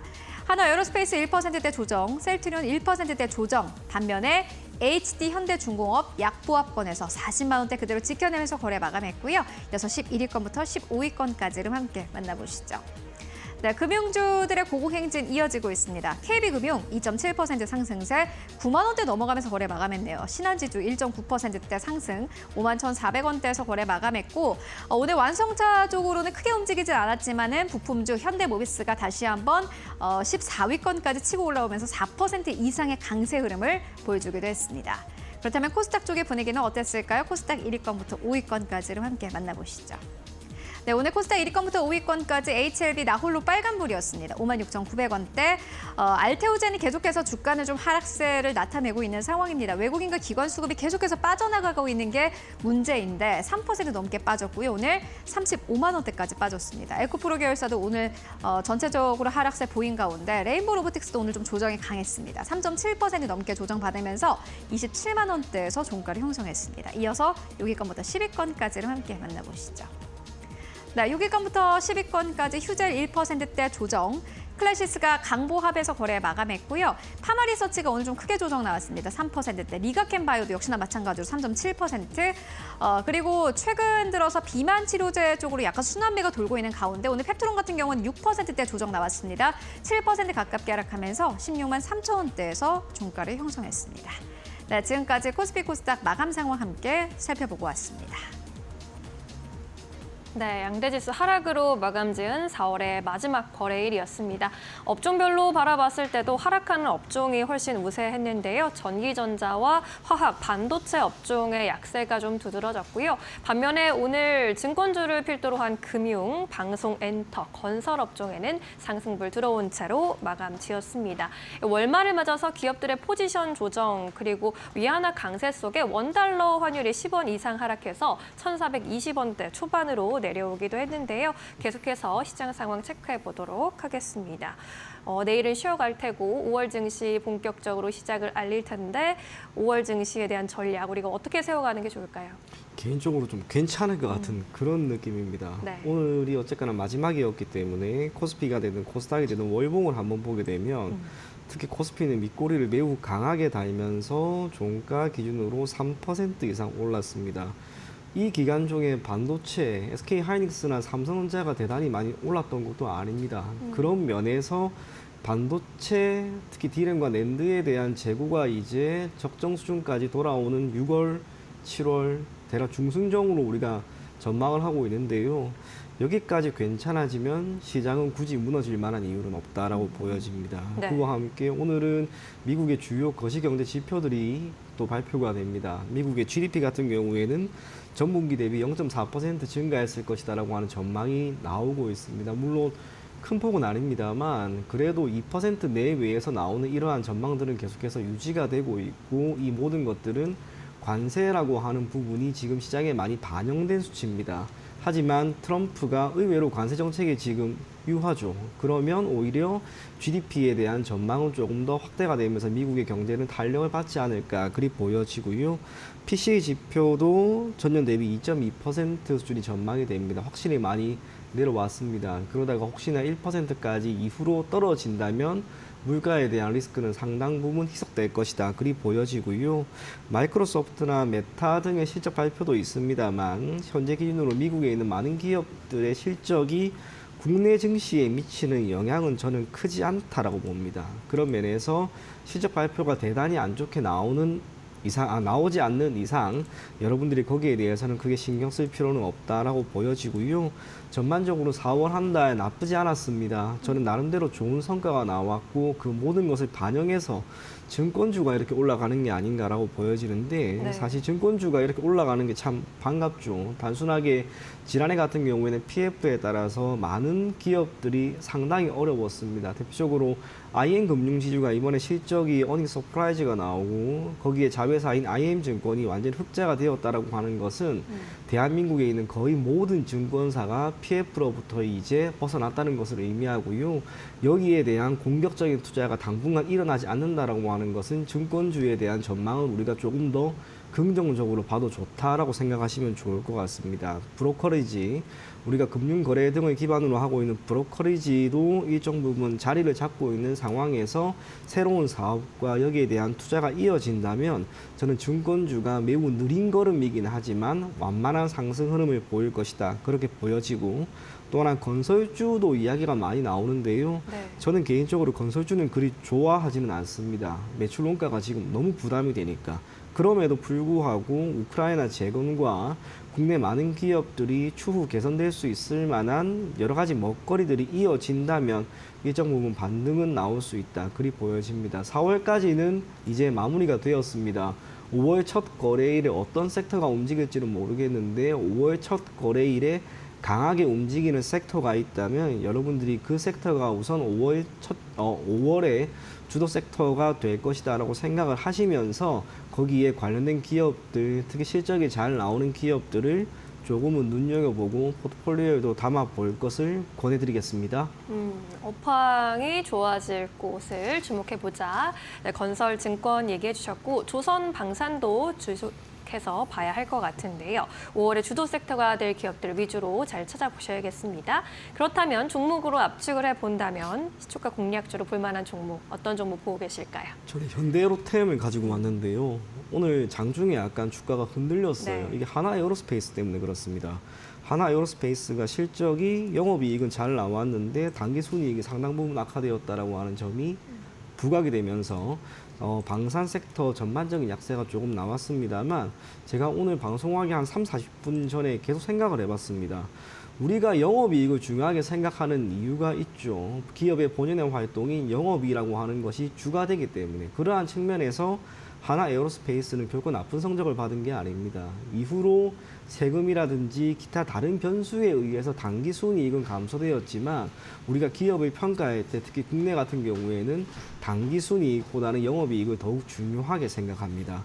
그런 면에서 현대로템은 하나에어로스페이스가 가지고 있는 재무적인 부분과는 전혀 별개입니다. 하나에어로스페이스가 영업이익이 잘 나왔다라고 하는 것은 계속해서 방산업 전반적인 경영 환경은 괜찮다라고 하는 것이고 현대로템은 또 다른 기업이기 때문에 주가가 오늘 종가 기준으로 2.66% 이렇게 상승한 게 아닐까 그리 보여집니다. 동사에 대한 리포트는 계속 긍정적인 리포트만 나오고 있습니다. 키워드를 딱 두 가지만 잡으시면 저는 좋을 것 같은데 첫째로는 K2고요. 또 하나는 기업이 현재 시점에서 보일 수 있는 생산량 그리고 이걸 기반으로 한 실적입니다. 우선 K2 같은 경우에는 기본적으로 국내에서 한 대 가격이 85억에서 100억 원 정도인데 추후 수출을 담당하는 혹은 수출을 담당하고 있는 그런 전차에 대해서는 APS라고 하는 능동 방어 체계가 탑재가 될 것이기 때문에 가격은 더 올라가게 될 거고요. 여기에 대한 수요가 이제 폴란드를 넘어서 남미 쪽까지 향할 것이다라고 하는 전망이 나오고 있습니다. 우리나라의 방산업 많은 기업들이 많은 국가와 수교를 계속 하고 싶어 하지만 방산이라고 하는 특수한 산업이 가지고 있는 특성으로 인해서 모든 국가에게 제품을 다 판매하지는 못합니다. 국가와 국가 간의 신뢰가 매우 두텁게 형성된 그런 국가만이 가능합니다. 그런 면에서 현재 대략 6개에서 8개 정도. 하지만 이것이 조금 더 늘어났을 때 현대로템의 K2에 대한 수요는 필연적으로 늘어날 수밖에 없을 것이다. 그리 보여지고요.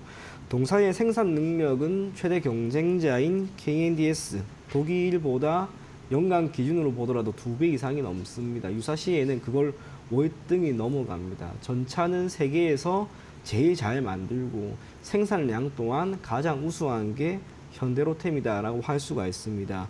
거기에 1분기 아직 실적 발표는 나오지 않았습니다만 5월 초 정도에 나올 것 같습니다.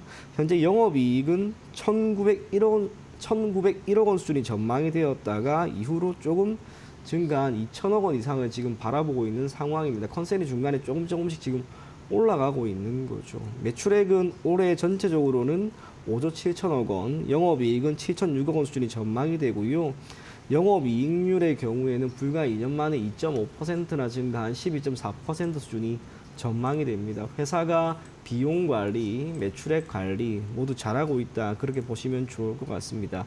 그런 면에서 현대로템이라고 하는 기업이 우리가 지금 시점에서 실적 발표를 앞두고 있는 지금 시점에서 다시 한번 눈여겨봐도 괜찮지 않을까 그리 보여지고요. 주가 흐름 한번 보시게 되면 대략 11만 원 정도 수준에서는 크게 안 밀립니다. 여기에서 견고하게 잘 자리를 잡고 오늘도 종가 기준으로는 결국에는 상승 마감을 했고요. 최근 며칠 동안 외국인들이 적지 않게 이렇게 들어오고 있습니다. 실적 발표를 목전에 두고 외국인들이 들어오고 있는 가운데 주가가 큰 변동을 보이지 않았습니다. 만약에 실적 발표를 앞두고 주가가 선제적으로 많이 올랐다면 긍정적인 실적 발표 이후로 주가가 조금 밀릴 수 있을지언정 지금은 주가가 그리 움직이지 않았기 때문에 만약 여기에서 실적이 잘 나온다면 저는 결국에는 현대로템은 지난 4월 23일에 나온 11만 9천 원이라고 하는 가격은 돌파할 것이다. 그리 보여집니다. 동사에 대한 목표 주가 가장 높게 나와 있는 게 한국투자증권의 17만 원입니다. 그래서 저 또한 목표 주가를 17만 원으로 제시해드리고요. 손절 가격은 9만 원 제시해드리도록 하겠습니다. 네, 현대로템 살펴봤습니다. 그야말로 진격의 K2, 앞으로 필연적으로 수요가 늘어날 것이다 라는 전망 제시해 주셨고요. 목표가 17만 원까지 바라보도 좋을 것 같습니다. 오늘은 여기까지 이야기 들을게요. 자세한 설명 고맙습니다. 예, 감사합니다.